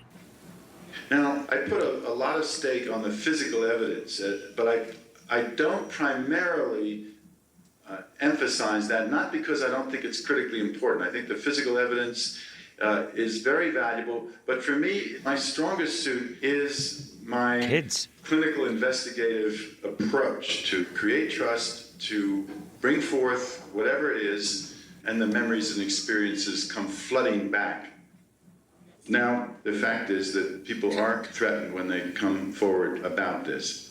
Children, very reluctant to tell their parents. And a mother or father may say to a child, oh, you must have been making it up. Your imagination is too lively. And then the child sort of grumbles and they go inside. Don't want to do that. I call going underground. They know what happened to them, but they don't tell anybody. I mean, Yeah, you that's just dangerous. felt You don't nobody wanna really go. cared. Who do you talk to? How do you understand it? The people in my life that were supposed to be the closest and the support system, it didn't feel like it was there. There was nobody there to say, now it's okay to talk about it. So we never did. And as children, you have a huge imagination. So you see those sort of things and not know what they are. Man, people missed the fucking greatest opportunity ever. And once again, humans had to fuck it up. Adults had to fuck it up again. You know what I mean? Like, the most significant encounter ever. Just imagine if this was like us from the future. And they're like, we need to go back in time. We get one chance. Tell the kids. People will believe 100. Show up in front of 100 kids. Smart. They're very well off in that area. You know, everyone will believe them. And then they tell everybody, and they're like, you're making it up. Never talk about it again until 20 years later. Fucking brilliant. And you're left with this, well, where am I? Limbo state of, am I safe or am I not safe? So it was, I think, as a protective mechanism, block it out, turn it off, don't go back to it. I haven't really talked to anyone about it. I usually kept it quiet, you know, because most people probably think I'm, you know, a bit nuts. You're not exactly going to bring up this kind of conversation at a bar or a restaurant, or you know, people think you're crazy. It's very hard. It's kind of strange, I guess, because they don't believe you. Some of my close friends know about it, but it's more like not a joke, but they're like, "Oh, you crazy?" type of thing, like laughter type of, like it's something funny something to laugh about. If this had been 10 years ago, I wasn't in a place where I really wanted to talk about it. I just didn't want to be associated with that. I was very self-conscious. So yeah, it's kind of hard to talk about it. It is. Because it's not something that I bring up to anybody, ever. My husband doesn't even know about it.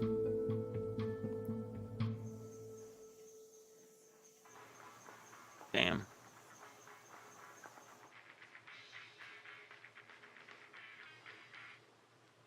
Oh, that's weird. Seeing her face like that. I saw her as a kid. That was really weird. So that's what the I guess they kept talking about how their eyes went off like that.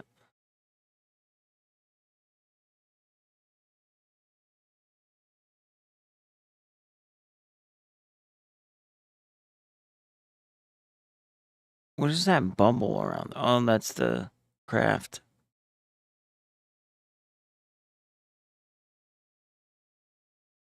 Huh.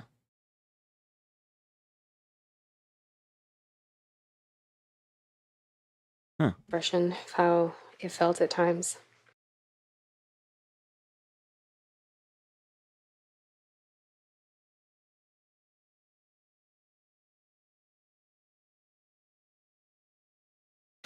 Oh, see the eyes go like that? I remember one of the boys said their eyes were down here. That makes sense. What the fuck? It's almost like there's different kinds. Like there's eyes that go like this. There's eyes that go like this. There's shadows. You see what I'm saying? Like it's almost as if they formed like that. Like their skin seemed fake, you know? Someone probably thinks I'm fucking crazy. I still believe every word. I still believe they saw what they said they saw.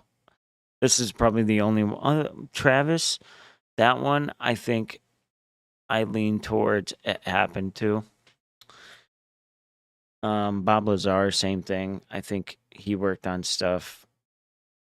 But yeah, those are probably the main ones the only ones I know about.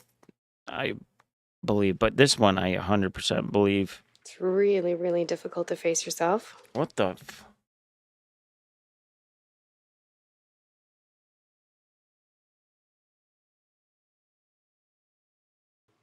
That's a scary time. Very, very scary time.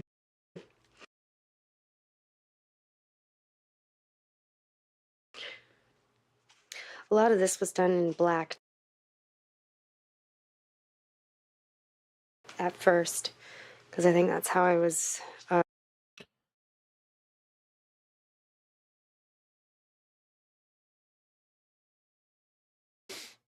Yeah. Really feeling. Yeah. This.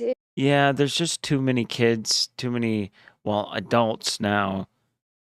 Even as I just feel like if it was fake, one of them would have came out and said we made it up. None of them have done that. None. 25 years later, and they're still saying the same thing. In fact, they said they don't even like talking about it because, once again, those adults, their parents made them pretty much told them they were making it up and stopped talking about it, which is the worst thing you want to do. No wonder why they stopped talking about it. Their fucking parents wouldn't even Is me let them talk about it. with my hands over my eyes, trying to hide away from everything that's been going on. It got really, really dark. I didn't even know that was a person. So I started using color. It's still a stern face, but I think it's more confident. Yeah, this one. Oh. So here, this is the mouth being zipped up. This was like when all you want to do is just talk. And you feel like you have no one to talk to. Looks like a cat with a wig and a heart with a realize that it affected Jesus. children that much. Mm-hmm. But it obviously has. Yeah. It was quite difficult, wasn't it? Because your mum and dad would not have believed. Yeah, her mom. They believed that something had occurred, but it was very difficult to integrate. It's very difficult to put your religion and So basically, her parents believed her, but they were so religious and they just wanted to block it out. So they told her not to talk about it ever. you see the Christian side of it with that happening. Sorry, Mr. Satoli, yes, hi, come in. yes. Hi. How are we doing? Oh, okay, Miss, how are you? Yes. Hello. Hi, how are you? Good to see you. It's good to see you too. Back to your roots, are you? Absolutely. All right, no, that's beautiful. Yeah, connecting and seeing the school again, and the event that occurred here in 1994. Oh, yes, the aliens and all that. All right. Yes. Okay, no, So beautiful. that's what I'm here for. No, that's wonderful. Yeah. Maybe if you want more, if you don't mind. Yeah. We can do the tradition thing. Do you mind? I would love to do you'd that. love to. Okay, yeah. Yeah, Well, because culture is a huge part of introduce this. you to a few people. I'll walk you up, and then you can visit all these sacred places and you can talk to them and you can learn more. So when you go back, you're like, wow. Yes. Yeah. Okay. No. Beautiful. Thank Good to see you, isn't it? Good to see All you right. too. Later, Miss Spence. Thanks, Mr. Safari. You're welcome. Seems like a nice guy.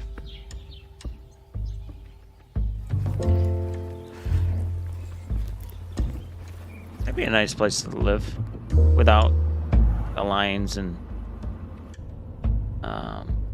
you know, threat of poisonous everything and murders and, you know, yeah. I saw these beings, and they have black eyes. We got those ones. We experienced them quite a lot. A lot. Yeah. And is it the same description as how I describe it with Yes. that? Yeah, I mean, they come in different versions. Yeah, they come in different versions. Okay.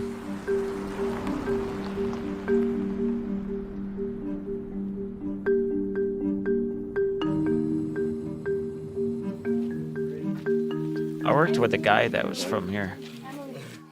I don't know what When I was a plane mechanic. We just heard that the aliens came and they named it Ariel. What you are seeing and what you are experiencing, I can conclude that they are spiritual messages that you have to deliver. I'm supposed to talk about this with, it's not, you know. You not don't have to keep it for yourself. Yes. You have to share it. And by sharing, then you can be able to change people's hearts and minds. So you have to speak up. If they don't hear speaking, maybe you have to shout.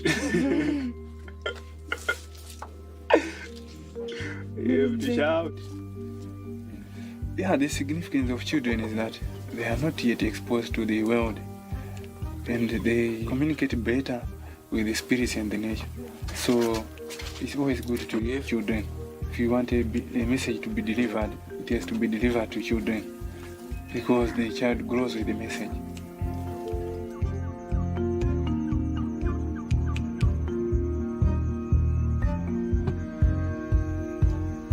We are now going to the burial sites of the chiefs. This is the grave of the royal chief.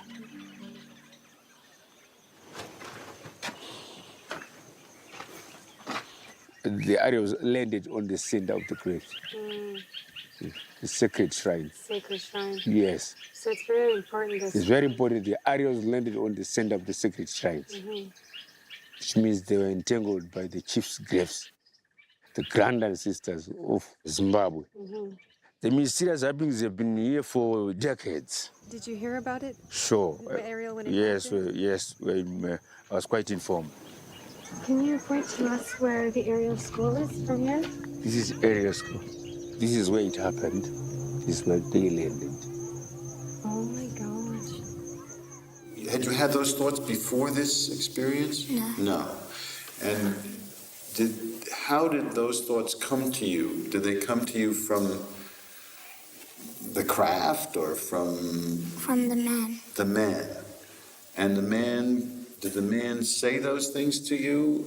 How did he get that across to you? Well, he never said anything. It's just that the face has the eyes. Fungi, what do you imagine is his reason for visiting Earth? I think it's about something that's going to happen. Something that's going to happen? Yes. Like what? There's pollution or something. Pollution? Yes. And how did he get that idea of pollution across to you? The way he was staring. The way he was staring? Yes. Somehow there was a message about pollution from Do the you know way what I he mean? was staring? Yes. I think they want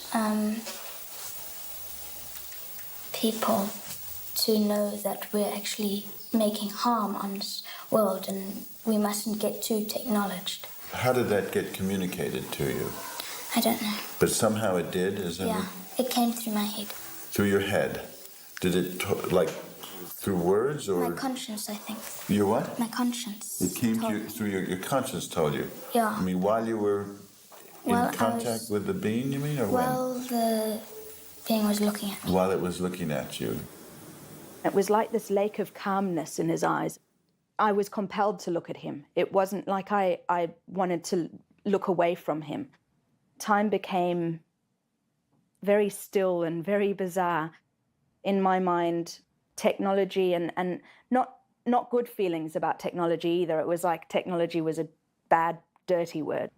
I think that he was saying to me, beware of the technology, don't go into it too heavy because it's not going to be good for you. It was only when I was looking at him and his face and his eyes that I got that. As soon as I looked away from him, that's when all of reality and everything that was happening came back too. And that's when I realized that something really strange is happening here. Do you know what I mean? It's That's very fascinating. strange. This was imagery coming through for them communicating, but it's done through right in your brain. You were saying that you thought that they maybe were trying to tell us something, like about the future. Can you say more what your thought is, or what was it like? It was like in the world, all the trees will just go down and there will be no air and people will be dying. I think that in space there's no love, and down here there is. There is love. Yes. Mm-hmm. You know, that's weird. Because I can't tell you. No, where was it?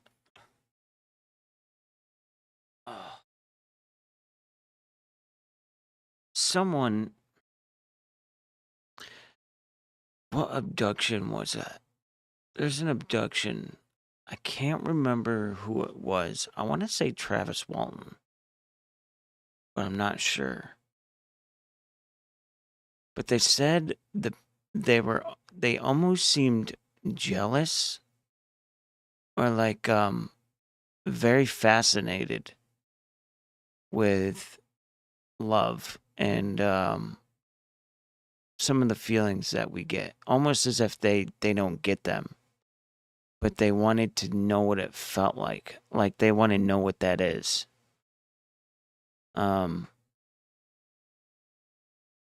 I'm almost positive that's what he said. And it's just so weird how he explained it. That little girl explained it pretty close to what he was saying. But he said, his situation was much different. He got freaked out and started pushing them and was freaked out. But he said it almost seemed like they had no expression. They didn't, nothing. Because they communicate telepathically. They communicate that way. So there's no need for expression. There's no reason to, And he said he just got the feeling that they were very curious about love and the feelings that we get. And they almost seem jealous of it. Like they just need to experience. They want to know what that is, They didn't mean any harm. They just were very curious. Yeah. And another person, who was that? Someone said that they, this is out of left field. Someone said they saw, who was that? Now it's bugging me. They said they saw inside and they saw a, like old 50s stuff in like a almost encased as if like it's a collector thing, like they were collecting stuff that humans had in the 50s and 60s, and like they were fascinated by it, like a museum kind of. So it almost seems like these things are very fascinated with how we feel and what we do, and they don't mean any harm. They're just extremely curious, I guess. Anyway. Is there anything we can do with that love as far as taking care of the earth? You had talked about that the message that we don't take care of the earth. No. Why not? Several of them talked about a message being transmitted through the eyes, that the beings were trying to tell us something. What gave that a certain edge of sincerity was they weren't offering solutions, like we've got to become environmentally conscious and, you know, do something about the earth. So I'd say, well, what are we supposed to do? And they would say, well, no, that's not what they were what they were conveying. They were simply telling us that this is what's going on, and they felt very upset about it. But it wasn't like a, you know, ecological political program or something. So just more like maybe you guys got to chill. What are you guys doing? You know, gave it a kind of authenticity. And you know what? If you think about it, let's say no one believed these kids, right? So it never really got out there, you know? And it is weird how climate change has become a thing, and our planet has been seeing a lot of stuff going, like weird snow in Florida and, you know, extreme weather. And now all of a sudden the drones over New Jersey and shit like that. You know, a lot of sightings lately. But why not come down and do it again? You know what I mean? At first, why did they only do it that one time? Took it seriously. I leave you to check for little green men and flying saucers. And then when Reuters got hold of it, it got very serious. There was a bit of a buzz, and it was all in the news and everything. You had people that knew about the school from all over, not just in Zimbabwe, but it was all over the world. Ariel school in Rua, ongeveer een half uur rijden van de hoofdstad Harare. On the other side of the world, an unusual visitor called it to a Zimbabwean playground. Unexplained mysteries. Something major has happened in Africa. A unique mass encounter between aliens and school children. Hello, welcome back. Someone who started off as a skeptic, you're a Pulitzer Prize winner and all the rest of it, have actually been convinced that the people you interviewed at great length and talked to you about their encounters with aliens, that they were actually telling the truth. Yeah, wait until you hear what happened to him. He almost got booted out of Harvard. There is something out there trying to contact There's some kind of authentic mystery here, which my training in psychiatry just hasn't prepared me for. With all the skill that you have, I mean, you're a top American psychiatrist at Harvard, you would be able to tell when people were telling fibs. That's what I'm supposed to be trained to do, is to distinguish between fantasy, dream, psychosis, or authentic experience. And this has all the marks of authentic experience. And we just stared at it, and we heard this flute, sort of like a flute noise. Then I saw this black figure running in slow motion, and then I didn't want to see it, so I looked away, and I looked again, and it wasn't there anymore. When you looked at those children, they were absolutely credible. And you can look at their faces, even on television, you can look at their faces and know if they're bullshitting or not, and they weren't. We came away convinced that an extraordinary event occurred here, one of quite unique, I think, in UFO history. If there's anything that could convince a skeptical, closed-minded public that some kind of intelligence that is not, as the headmaster said, of this world, then this event should persuade people.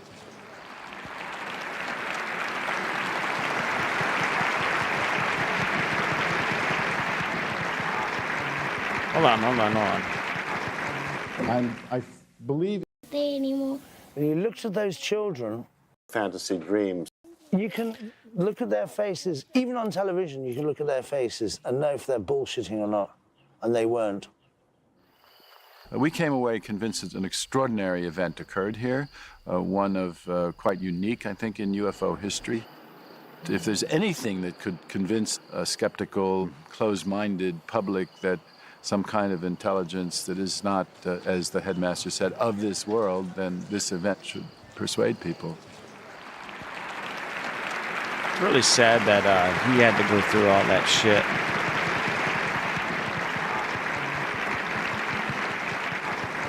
And I believe overall, this is a phenomenon of enormous complexity, meaning, and value for understanding of ourselves, who we are in the universe, and we're just beginning to grasp what this is about. Welcome back to Larry King Live. He's a Harvard psychiatrist, and though he was once skeptical that beings visited from other planets, he now believes differently. John Mack has been a psychiatrist at Harvard University for more than 30 years now. He won a Pulitzer Prize 2 decades ago for writing a psychological biography of Lawrence of Arabia. But these days, his writings have placed him on the academic fringe. Meet Dr. John Mack, a believer in aliens from outer space. What would the academics up at Harvard University think about all of this? We started to hear that John was getting to be in trouble. His practice was beginning to be largely about the investigation of these strange phenomena. He had started support I still think he groups was murdered. so that the various people who had reported these strange phenomena could hear the stories from each other and begin to feel a little bit normal. No matter how I looked at it, they were talking the way people talk about something that's happened to them. I was stuck with this dilemma. What do you do at that point? Do you say, well, I'm sorry, there's got to be some kind of mental illness I never heard of before? Wow. Or do you say, maybe what I thought was possible wasn't complete?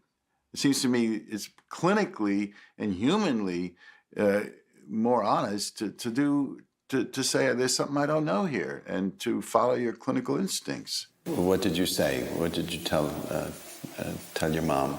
Some This is reason Kaylee's talking now. Go ahead. I said, Mommy, I saw an alien at school, and then my mom said, my mom never believed me. Yeah. Does it upset you when your mom didn't believe you? Poor Yeah, kid. sometimes. Kaylee! Hi! I feel awful for those I'm kids. good. How are you? Imagine seeing all that and not being able How does to. it feel? It's crazy. Right? And she saw a lot, So man. you want to take a little walk? Oh my gosh. Let's go look. And I mean, I know, we have to look. okay, let's look. Okay. Yeah. I was trying to find mine. And I've been looking to find all my pieces because I don't have my drawings as well. See, like these ones you can't see. I know. That's why I'm like, Oh, right? it's not here. Well, we could keep going. Tell me what you remember. See, I was playing rugby over here. In this open part over here with the little boys. Yeah. And then all the logs were down there. We're all here. And then, I don't know why I remember a huge tree like this down there. Because that field wasn't there. This is where I kind of remember it happening. Like standing over there and then ran. I must have run there closer. I remember being close to the tuck shop. Well, that's why I remember right here. And I remember Lisa and I right there. So it must be there. Yeah. And yeah. Yes. Miss Bates found some of the drawings. Miss Bates found some of the No drawings? way. An envelope on her desk. Ah. Up in the office there. But I think there's been such a runaround this morning. Yeah. They're trying to do things. Oh. So they just let us know they're there. Oh, how exciting. So polite. Right? It's nice I hope people. mine's there. I really hope mine's there too. They're both there. I haven't opened anything. I haven't looked. Oh my gosh. That would be so cool if their drawings were in there. Scared. I'm kind of scared too. Okay, you open it with me. We're together. We're here together. Let's take a peek.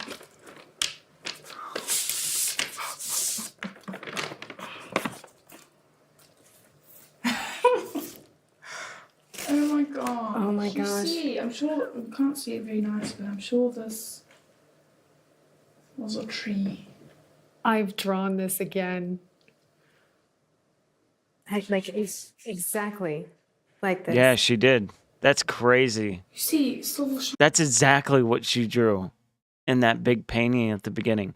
11104. 11104.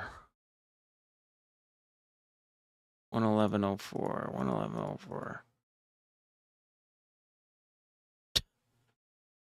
That's the same thing. 11104. Seems like she remembers everything.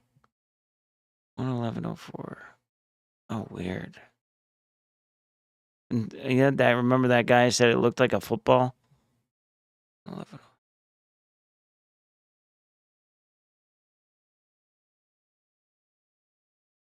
Weird. That's crazy. That's crazy. I've drawn this again. Like exactly It was silver shining. It was oval shape. Like this. You see silver shining as well. Uh-huh. I saw Emily like Trim. crazy light. Oh my gosh. With this coming down. I think I blocked out a lot, man. You remember, like we keep saying, like, I think we blocked out a lot. I really do as well. Yeah. Holy shit.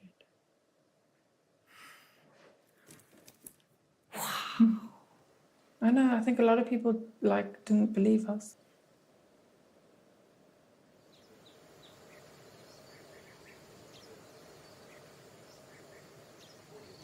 It's beautiful. I believe him. I'm telling you, man. I believe every word. I have the best memories here. Me too. The best. I've been so terrible.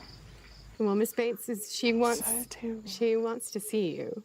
She's a little hurt because she feels like the students have avoided this place for such a long time. Well, you see, that's the thing. Is like, I know what happened. I know. What the I fuck? think that's what.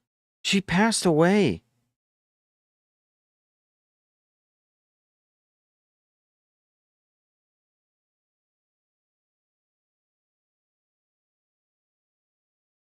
She died.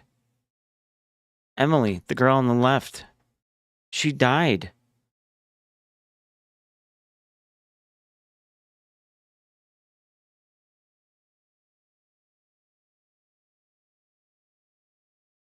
What the fuck?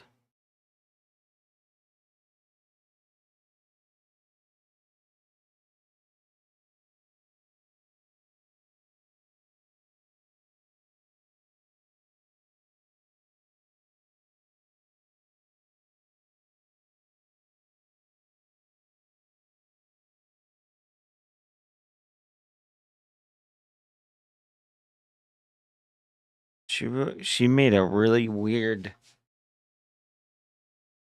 Look at this. This was her last drawing. She posted it and then put artist. What do they call it? I want to keep saying # slash what do they call it?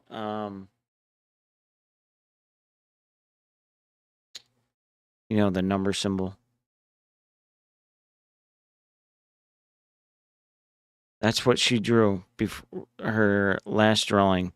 Looks like fucking an alien language. How weird that is.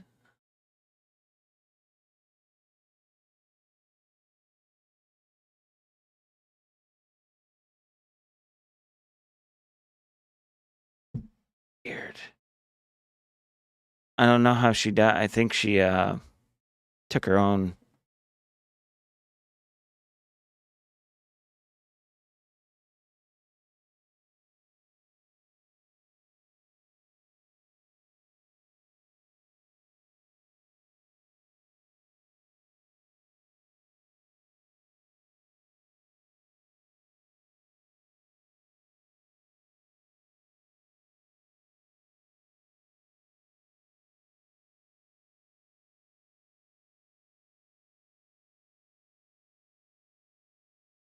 That is so weird. Damn, wrote my whole experience. What the hell? It says, she passed away. Someone comments in the same post, damn, wrote my whole experience for it not to be posted. Ugh, I'll rewrite it another time.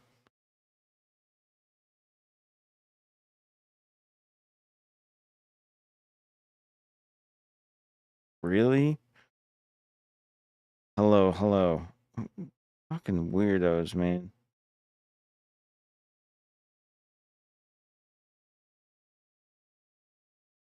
Okay, so Emily Trim.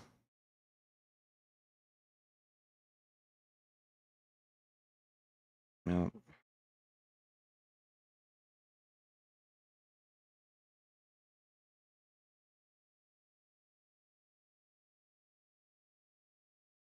I cannot believe she died.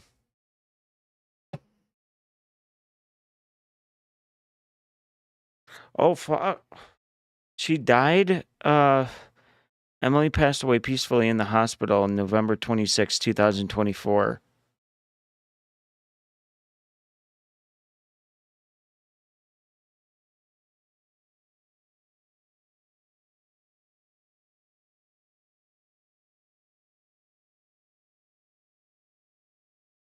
Continued in Zimbabwe, along with many other students, experienced what they understood to be extraterrestrial visitation. The event was featured in local, national, and then continental news.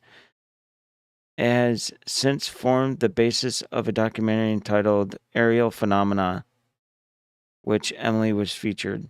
That was in her obituary. After high school, Emily entered a retail sector where winsome personality, excitement, blah, blah, blah. More than once, she was headhunted. In her early 20s, she became the manager of Roots Toronto, a flagship retail outlet.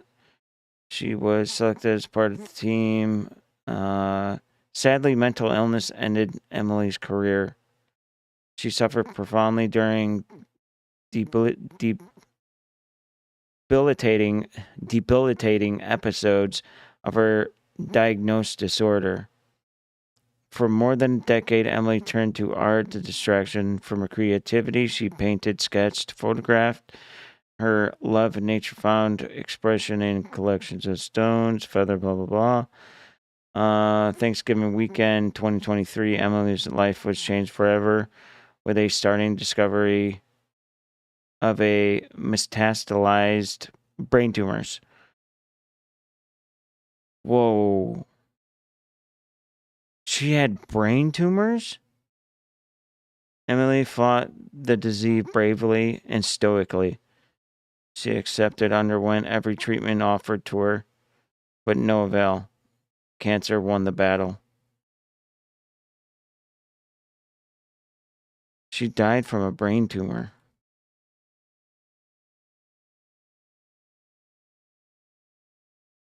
Jesus.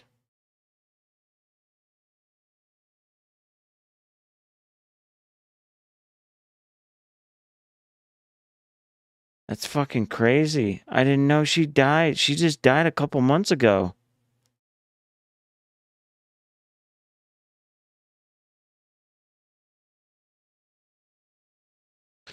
Wow. That's sad. Why I've never come back. I didn't want to deal with it. Coming here and remembering all this stuff. I think that's the honest God's truth, that why I didn't come. Yeah. I wonder if this had 20 something. years I mean, I don't want to. But I wonder if this had something to do with it. We still have the same story. But that's the funny thing, is like I'm adamant about this tree and the light, and there on my picture, which I don't even remember. Still have the same story. She's a little. I know. I think a lot of people didn't believe us. Like, just saying that. I mean, that's something I'd say. Later on in life, it's no one believe me. It's beautiful. It's so peaceful. I have the best memories here. Me too. The best. I've been so terrible. Well, Miss Bates she wants to see you. She's a little hurt because she feels like the students have avoided this place for such a long time. Well, you see, that's the thing, is like... I know. It's a long travel. I know. I think that's why I've never come back. I didn't want to deal with it. Coming here and remembering all this stuff. I think that's the honest God's truth, that why I didn't come. Yeah. So 20 years later. 20 years, not 25. We still have the same story. But that's the funny thing, is like I'm adamant about this tree and the light, and there on my picture, which I don't even remember drawing, it's there. It's there. And I drew that. I can't wait to show my mum. You have to see it to believe it. If somebody's a staunch believer that it's not, how's me telling them my experience going to change what they think. It will change what they think about me. It's not going to change what they think about the universe. And I don't need that. But That's a with smart way 60 of of putting us all saying it together, Yep. that will change what that Same. one person thinks of the universe. It's so bizarre to me. Like, you have the most credible encounter ever, and no one takes it seriously. It's just so bizarre. I'll never understand people. Many of you are going to think my guests today have Never. lost their minds. To be honest, their stories do sound really crazy. But we were intrigued by this man. He is Dr. John Mack, who does believe their stories. The president's lawyer said, "What do you think it's like for the dean of the medical school to see one of his professors on Oprah Winfrey saying that men, women, and children are being taken by little green men?" It does reflect, they're not green. I think, the anxiety that this caused. Well, Doctor, is the profession embarrassed when one of your colleagues puts forward theories like this? Shouldn't be embarrassed. Oh, yes, we're very embarrassed. And Why? embarrassed for the profession and a little worried about John himself. You know. What, he's gone off the rails a bit? Well, John is a man of great gift and great intelligence, but he's also a man who tends to take on enthusiasms. And in this time, he's gone too far. We're worried about him. We hope he'll pull himself together, come back. That's how times were. Yeah.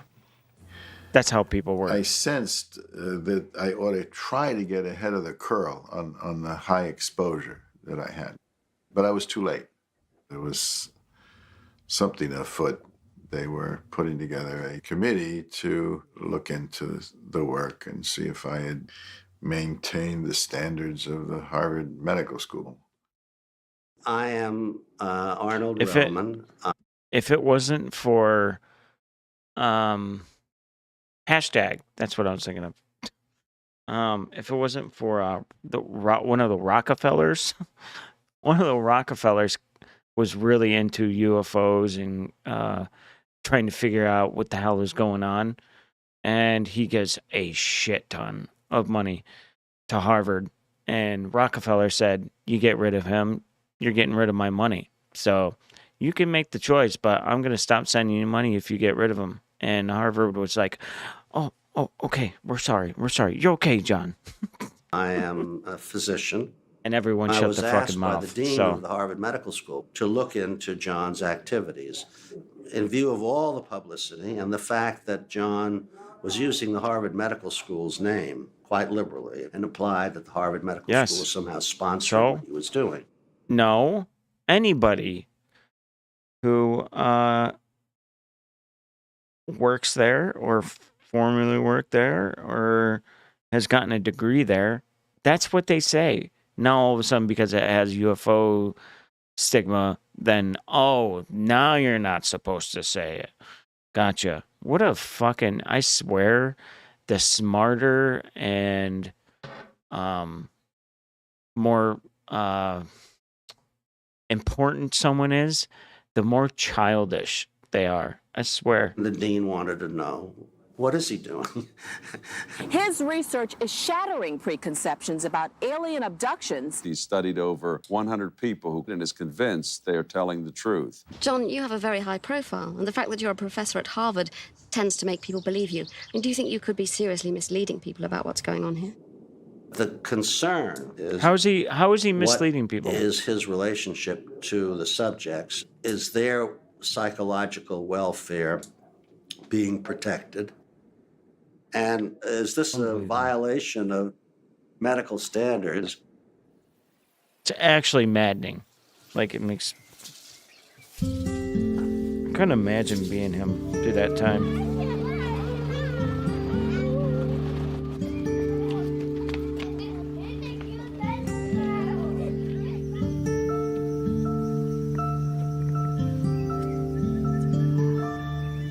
I miss this place so much, and You told me just now.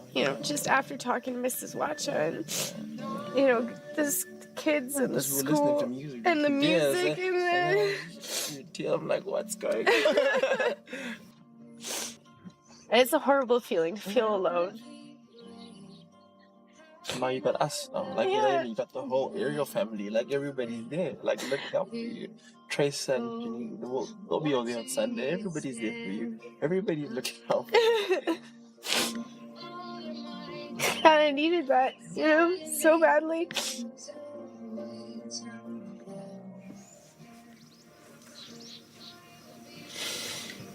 They forget that there's a human being behind all of this. And nobody asked for it to happen.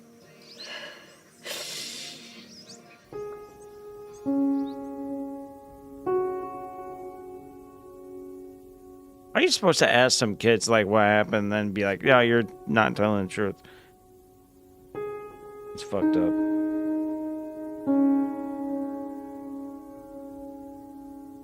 It's good she passed away knowing people believed her. At least a lot of people did.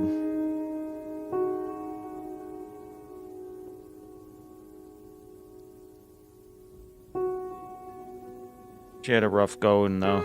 She definitely had a lot going on with her. You can tell. Feel bad for her.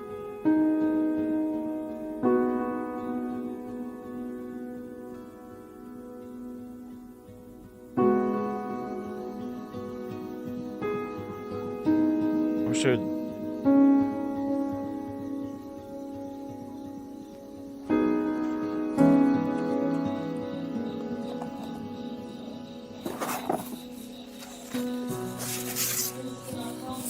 I wish I would have asked more people later on in life because it seems like more details, small There's details Lisa. come out. Lisa Fungi, Graham. I remember her too. I remember the face, but I don't remember the name.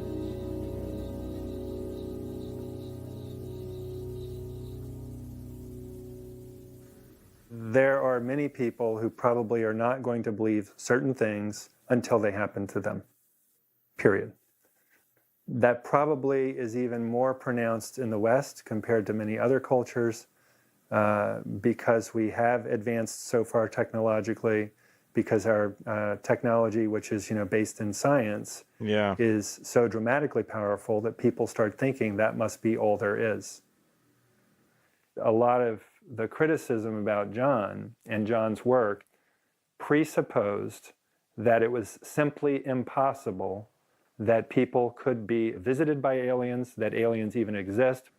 To reduce knowledge of reality to the purely the physical world, what about the whole emotional world, the spiritual world? When you go into subatomic reality, there is no material world. There's only possibility and probability. The new findings in physics, if you take them seriously, are just as undermining of the dominant worldview as anything I'm talking about. See why it sucks he was killed? See why, like, he was such a brilliant guy. So Old-fashioned smart. physics, new-fashioned physics, quantum mechanics, string theory. You got to have evidence. You have to be able to measure something. I am morally and virtually certain that what we're dealing with. Yeah, and what if nobody believed Einstein? Because all the stuff he was saying, he had no proof. People thought he was crazy. Literally, people thought he was crazy. And he had no proof at the time. So, didn't make any sense, actually. He kind of got a lot of shit for that. Especially black holes. All I'm saying is, like, it's just so surprising how smug some of these people are. And they're supposedly the smartest people in the world. To be that smug and not open-minded. They're the smartest dumb people on the planet. There's some kind of internal psychological phenomenon. It is inconceivable to me that these people are being abducted by aliens. If they were, then the whole world as we know it is upside down. Don't you think if they were that advanced, you wouldn't know about it? Do lions know anything about us? No, but we go over there and we can make them go to sleep do whatever we want to them, and then they wake up and we wouldn't even have to be there. They wouldn't even know. I'm just saying, like... Harvard University was the kind of global champion of the classical liberal worldview. And he was trying to propose an alternative worldview with the reality of extraterrestrial intelligence. A worldview is a kind of psychic glue. It sort of orients you. It's what allows people to think they know who they are in the worlds that matter to us, family, groups that we're in, institutions, schools. What's possible is a matter of worldview. A culture decides what's real. What's real in this culture is completely different than what's true in other cultures. I really think human egoism in the broadest sense is what is at stake. And our stopping sense us? of value, Yeah. our sense of who we are. Are we powerful? Are we in charge of our own fate? Freud said there's 3 big blows to human egoism, and the first was the discovery by Copernicus and Galileo that the Earth was not at the center of the cosmos. Second was Darwin's finding that we're not particularly different from the other animal species. Freud claimed his was a third, that we're not really in charge of our own individual lives. And this, I think, could be a fourth. We're far from being the most intelligent or advanced creatures in the cosmos.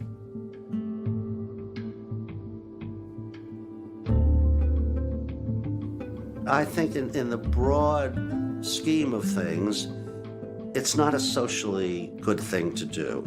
It promotes the cult of mysticism and magic and superstition, you know, the X-File kind of mentality. Magic? What are you they're out talking there about? and the government won't let us find out about it. It's childish, and it's not good for the American public. Is it? Why should this be so remarkable when crazy. We claim to believe in God and all kinds of spirits, and yet there's something about this one which takes a form that is particularly disturbing to us. There's a lot of harumphing that goes on. Well, we don't really want to be identified with this kind of science. It's okay to be identified with other bizarre views that might emanate, but we have our limits too. Remember, we're a university that has a divinity school. We know the boundaries. Theology is okay, but extraterrestrials, no. Angels, yes. Extraterrestrials, no. Let's just sit down and rationally, objectively talk it through, because there's a lot we don't understand. There's a lot we worship in our various religions that's meaningful and... Should have had that guy sit down with some of those people and talk to them. Tell me you don't believe those people. Inexplicable. Tell me. Huh. You can't just rule stuff out willy-nilly, because there is a magical side of life that is very precious. I'm a Christian in my beliefs, but that doesn't mean to say that I think there's no other types of forms of life that exist in the universe. Thank you. There is It's a God, not that hard. but there's also other things around that can't be explained, you know. It's another creature. They teach you there's no such thing as aliens because, I mean, God created just human beings. That's what I was taught too. That's what I grew up thinking. The universe is so big, so I can't completely say it's fact that there's no such thing as life outside of Earth's solar system. The universe is a beautiful, strange place, and we're just human beings, and we can't know everything. Maybe we don't have the capacity to understand. We may be just exploring the limited reaches of space. Beyond that, we absolutely know nothing in terms of life or how life exists elsewhere. Yeah. Maybe it's too disturbing. In the beginning of my going public with this, I received absolutely no general acceptance. There were no particular advantages to be gained, and every disadvantage. There were assaults from every direction in terms of the main part of my profession. If it was an opportunity, it was an opportunity to commit professional suicide. It's a dirty subject.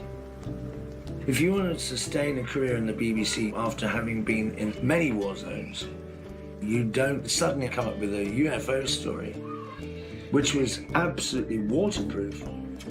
Then they just said, Tim's suffering from the stress and strains of all the war zones he's done. He's lost the plot. He's gone bonkers. And I think that's when my career with the BBC ended. Gone. I think I lost my credibility because you don't talk about these things.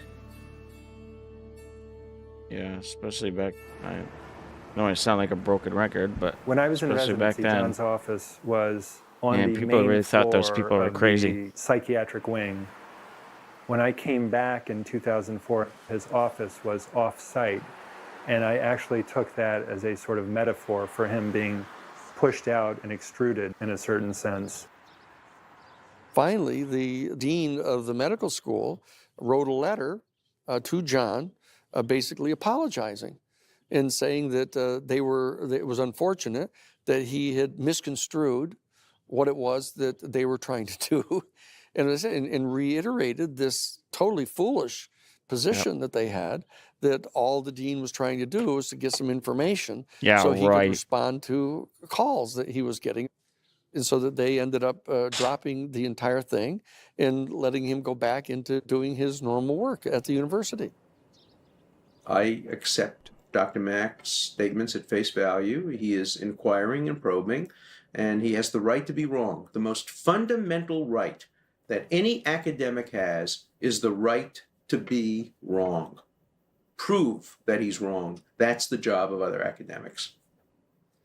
He became the iconic figure of someone from inside a major institution who was willing to take the risks and pay the consequences for what he believed in. That takes a lot, dude. My a lot. Respect for John Mack, for his courage, for the difficulties that he's undergone. I think any human being would have to admit that if the UFO phenomenon is occurring, as the report suggests, it's the most important event in human history.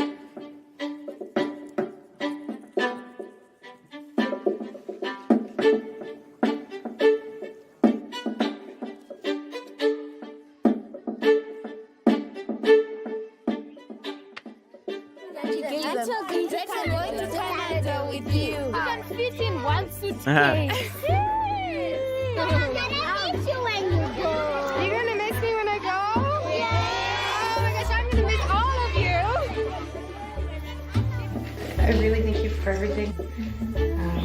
I know I felt so welcome here. Do our best. Yeah. Healing process, eh? Come on, you'll be fine. I know. Absolutely be fine, eh?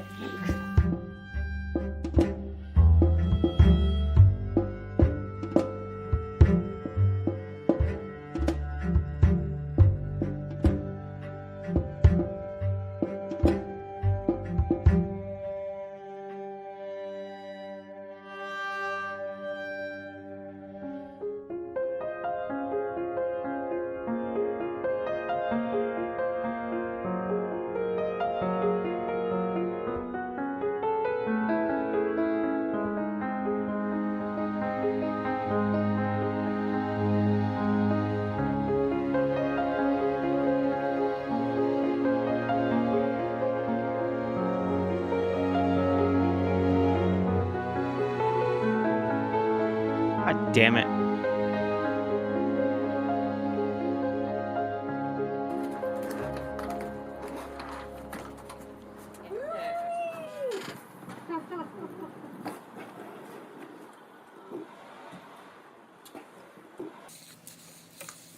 It's a very precious thing to me to be able to have this drawing again and look at it and say, after 21 years, I'm still depicting it exactly the same way. Yep. And I can put Crazy. it with the rest of them.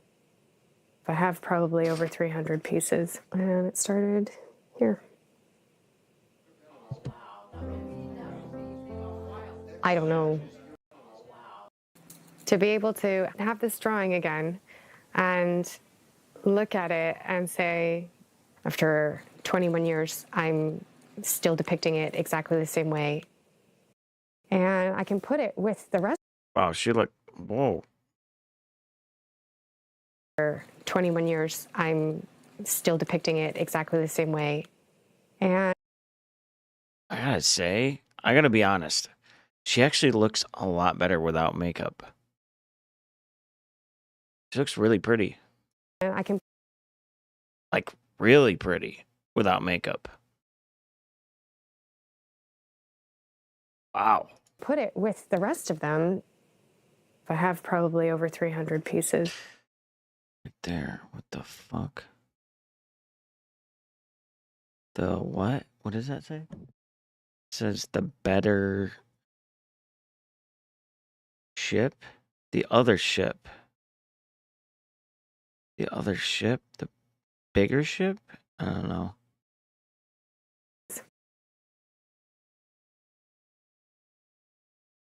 It says the something ship.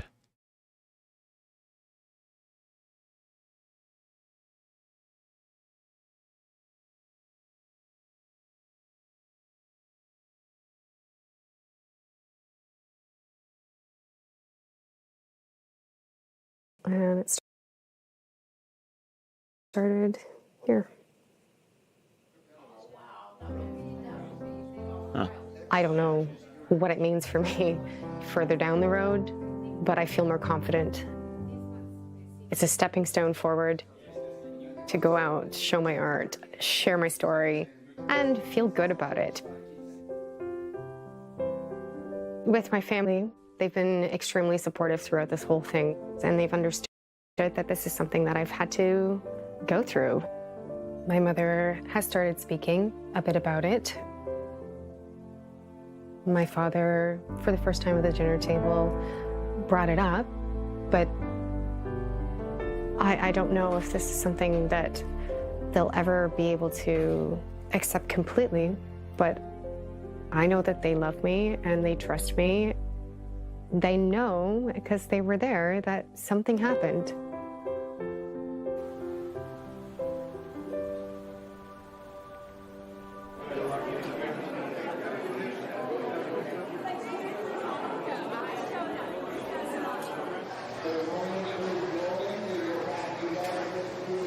Yeah, I was just gonna say, she should have took that.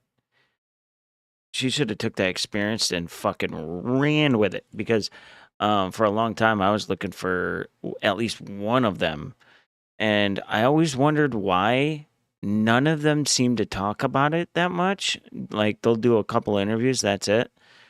Now it seems like in the last couple years, some of them started doing interviews a lot more. Like, there's one girl that well, anyway, she does a lot of interviews now. I'd like to introduce Emily Tripp, one of the witnesses at Rua, Zimbabwe in 1994.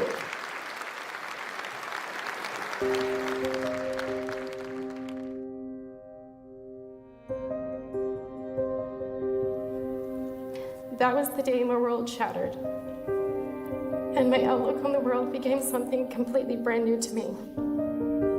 I'm thankful for going through such a process and a journey in life, which has led me to discover, look deeper into the meanings of things, and become more self-aware. And I appreciate you taking the time to allow me to speak. And thank you for your understanding in something so very personal.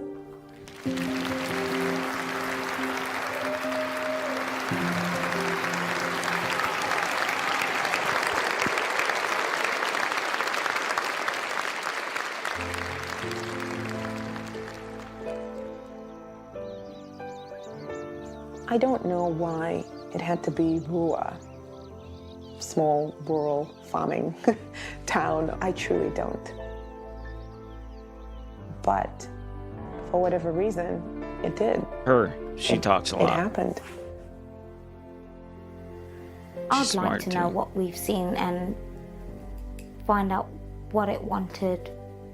Why us kids, you know? It was a wonderful experience, actually. Because I know, definitely, I'm not going to see something like that ever again. Maybe, who knows? It's something that I will pass on to my kids one day. They might be just here as observers. Yeah, that's what I was wondering. It's just an interesting part of the local community. Like we go to safari in Africa, see this other creature which is unique to that world.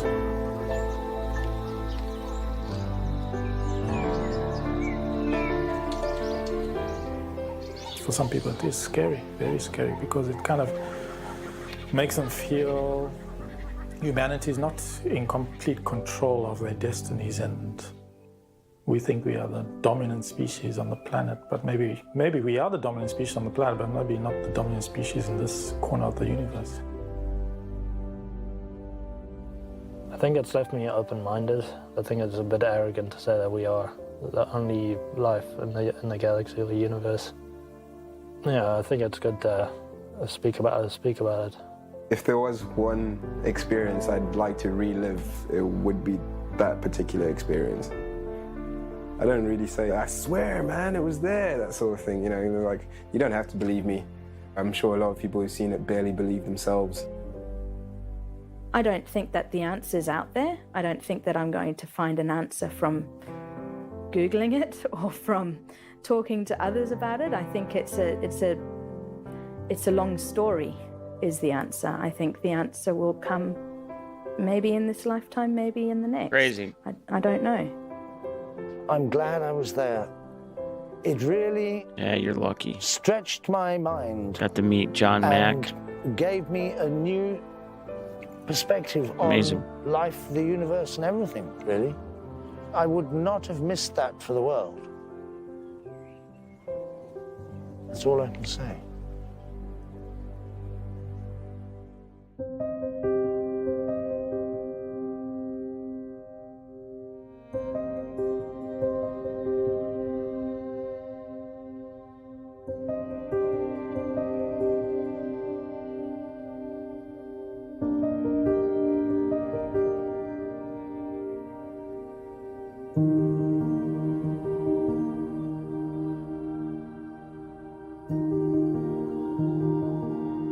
War correspondent similarly died tragically in London in 2011. Dr. John Mack continues speaking, writing, and researching on Zilla's untimely death in 2004.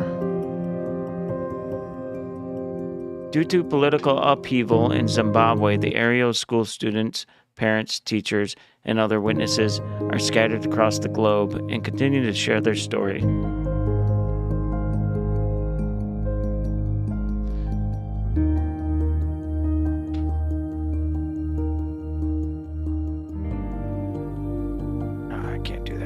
Okay, so that was that. I'll show you an interview done by that girl I just showed you.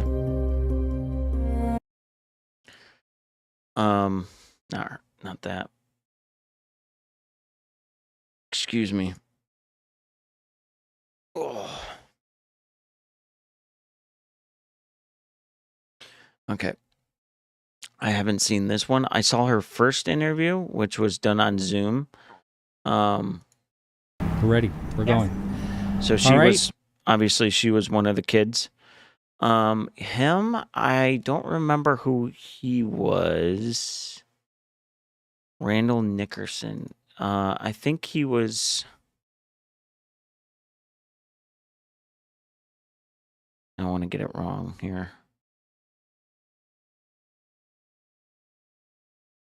Oh, he's the director of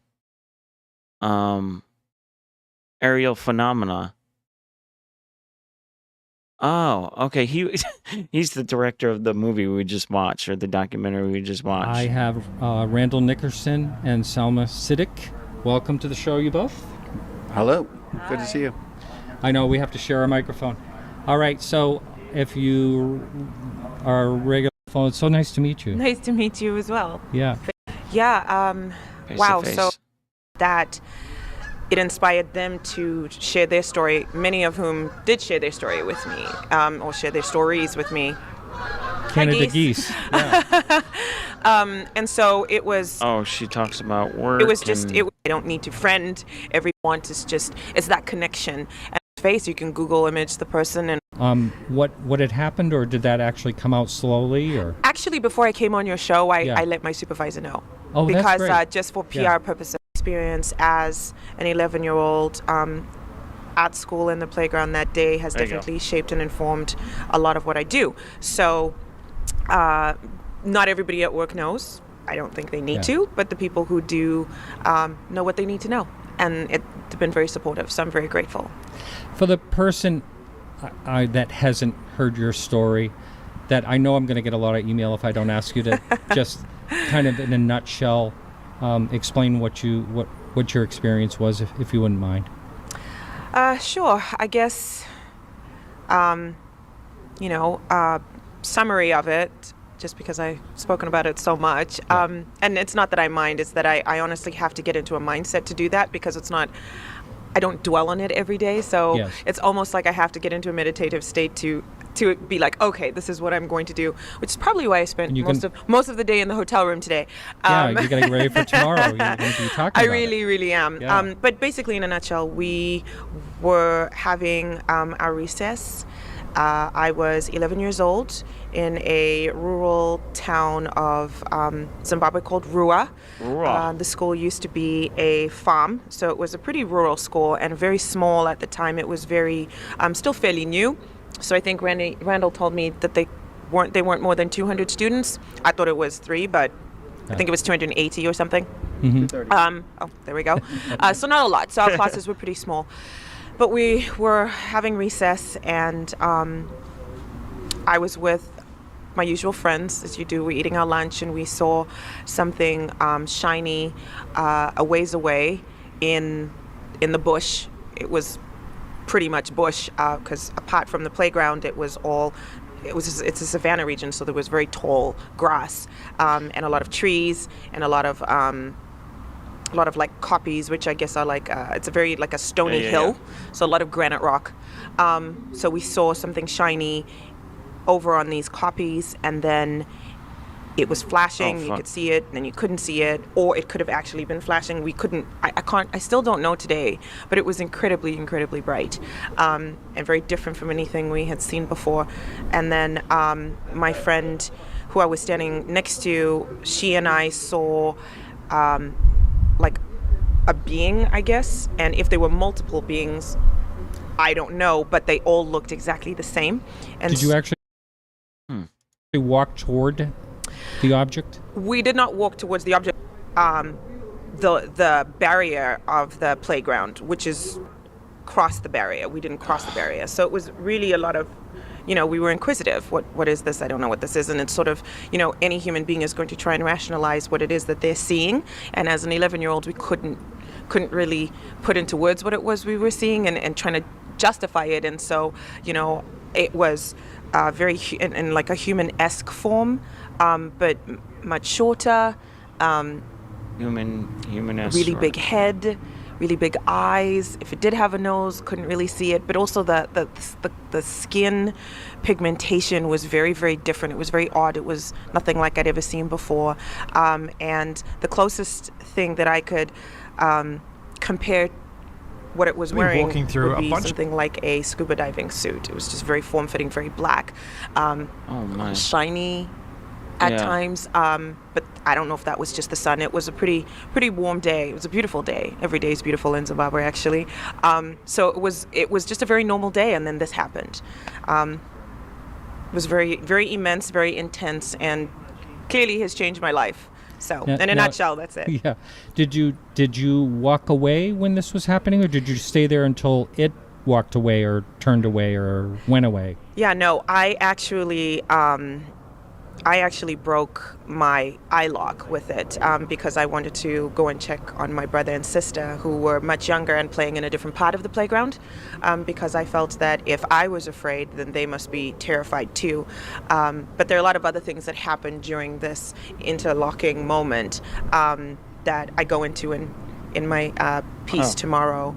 But once I let go of my friend's hand and I disconnected from that gaze, which was not an easy thing to do at all, I feel like it took every ounce of effort and energy from me, and I felt absolutely exhausted afterward.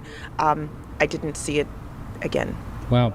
Now, I had a lot of critics from the last interview I did with you, and one of the people made a really good point. Sure. You mentioned that there was no telepathic message to you, and someone wanted to know why you thought there was no telepathic when other people had it. I think that's a great question. Yeah, it is. So this is something I've been pondering over, especially since your podcast and in talking more about what happened and being a lot older now, trying to figure some pieces out.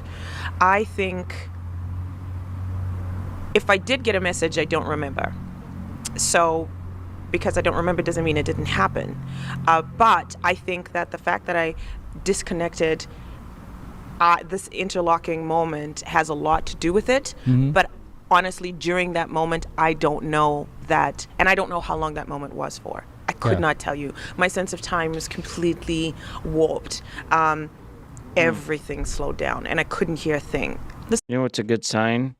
All Rockstar games, Red Redemption 2, Grand Theft Auto 5, Grand Theft Auto 4, Grand Theft Auto the Trilogy, Red Dead Redemption, all of them 80% off. That's a good sign for GTA 6. This is a playground full of children. Of course, there were kids playing on this side, and there were some other kids who were very confused by what was going on, and some started to cry. So there was definitely noise, but I couldn't hear a thing. Wow. So amazing. I think me breaking That's the locked gaze has a lot to do with it, but I don't want to sit here and say that it was easy because it wasn't. I have never felt so tired and drained in all my life. Really? Yes. Yes.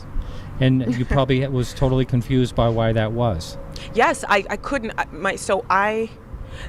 This is a very interesting thing that actually I just came into. Like I was talking about it yesterday, and I was like, my heartbeat.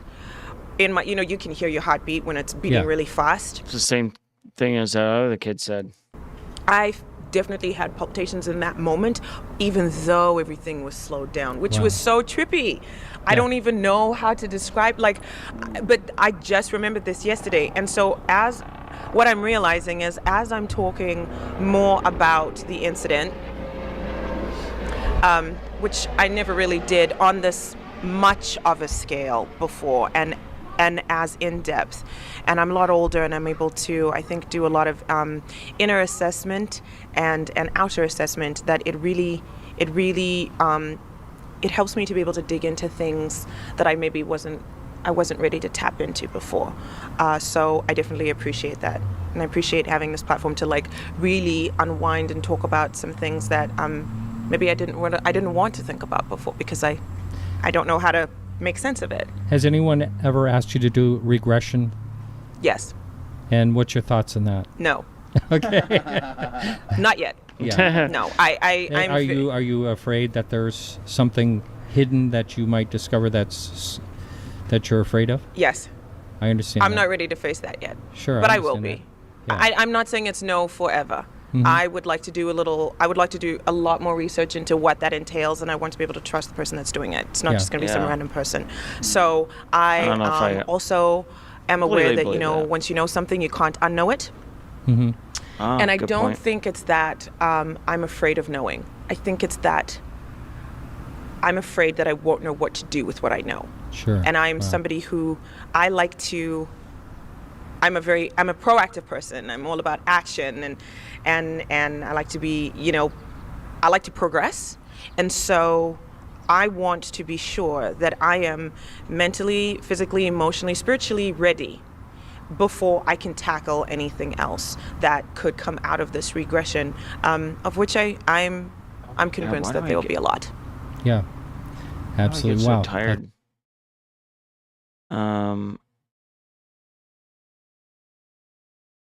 Yeah, I think I'm gonna get off and try and find some horror games for tonight. So I'm gonna do some deep dives, looking for some horror games. So there you have it.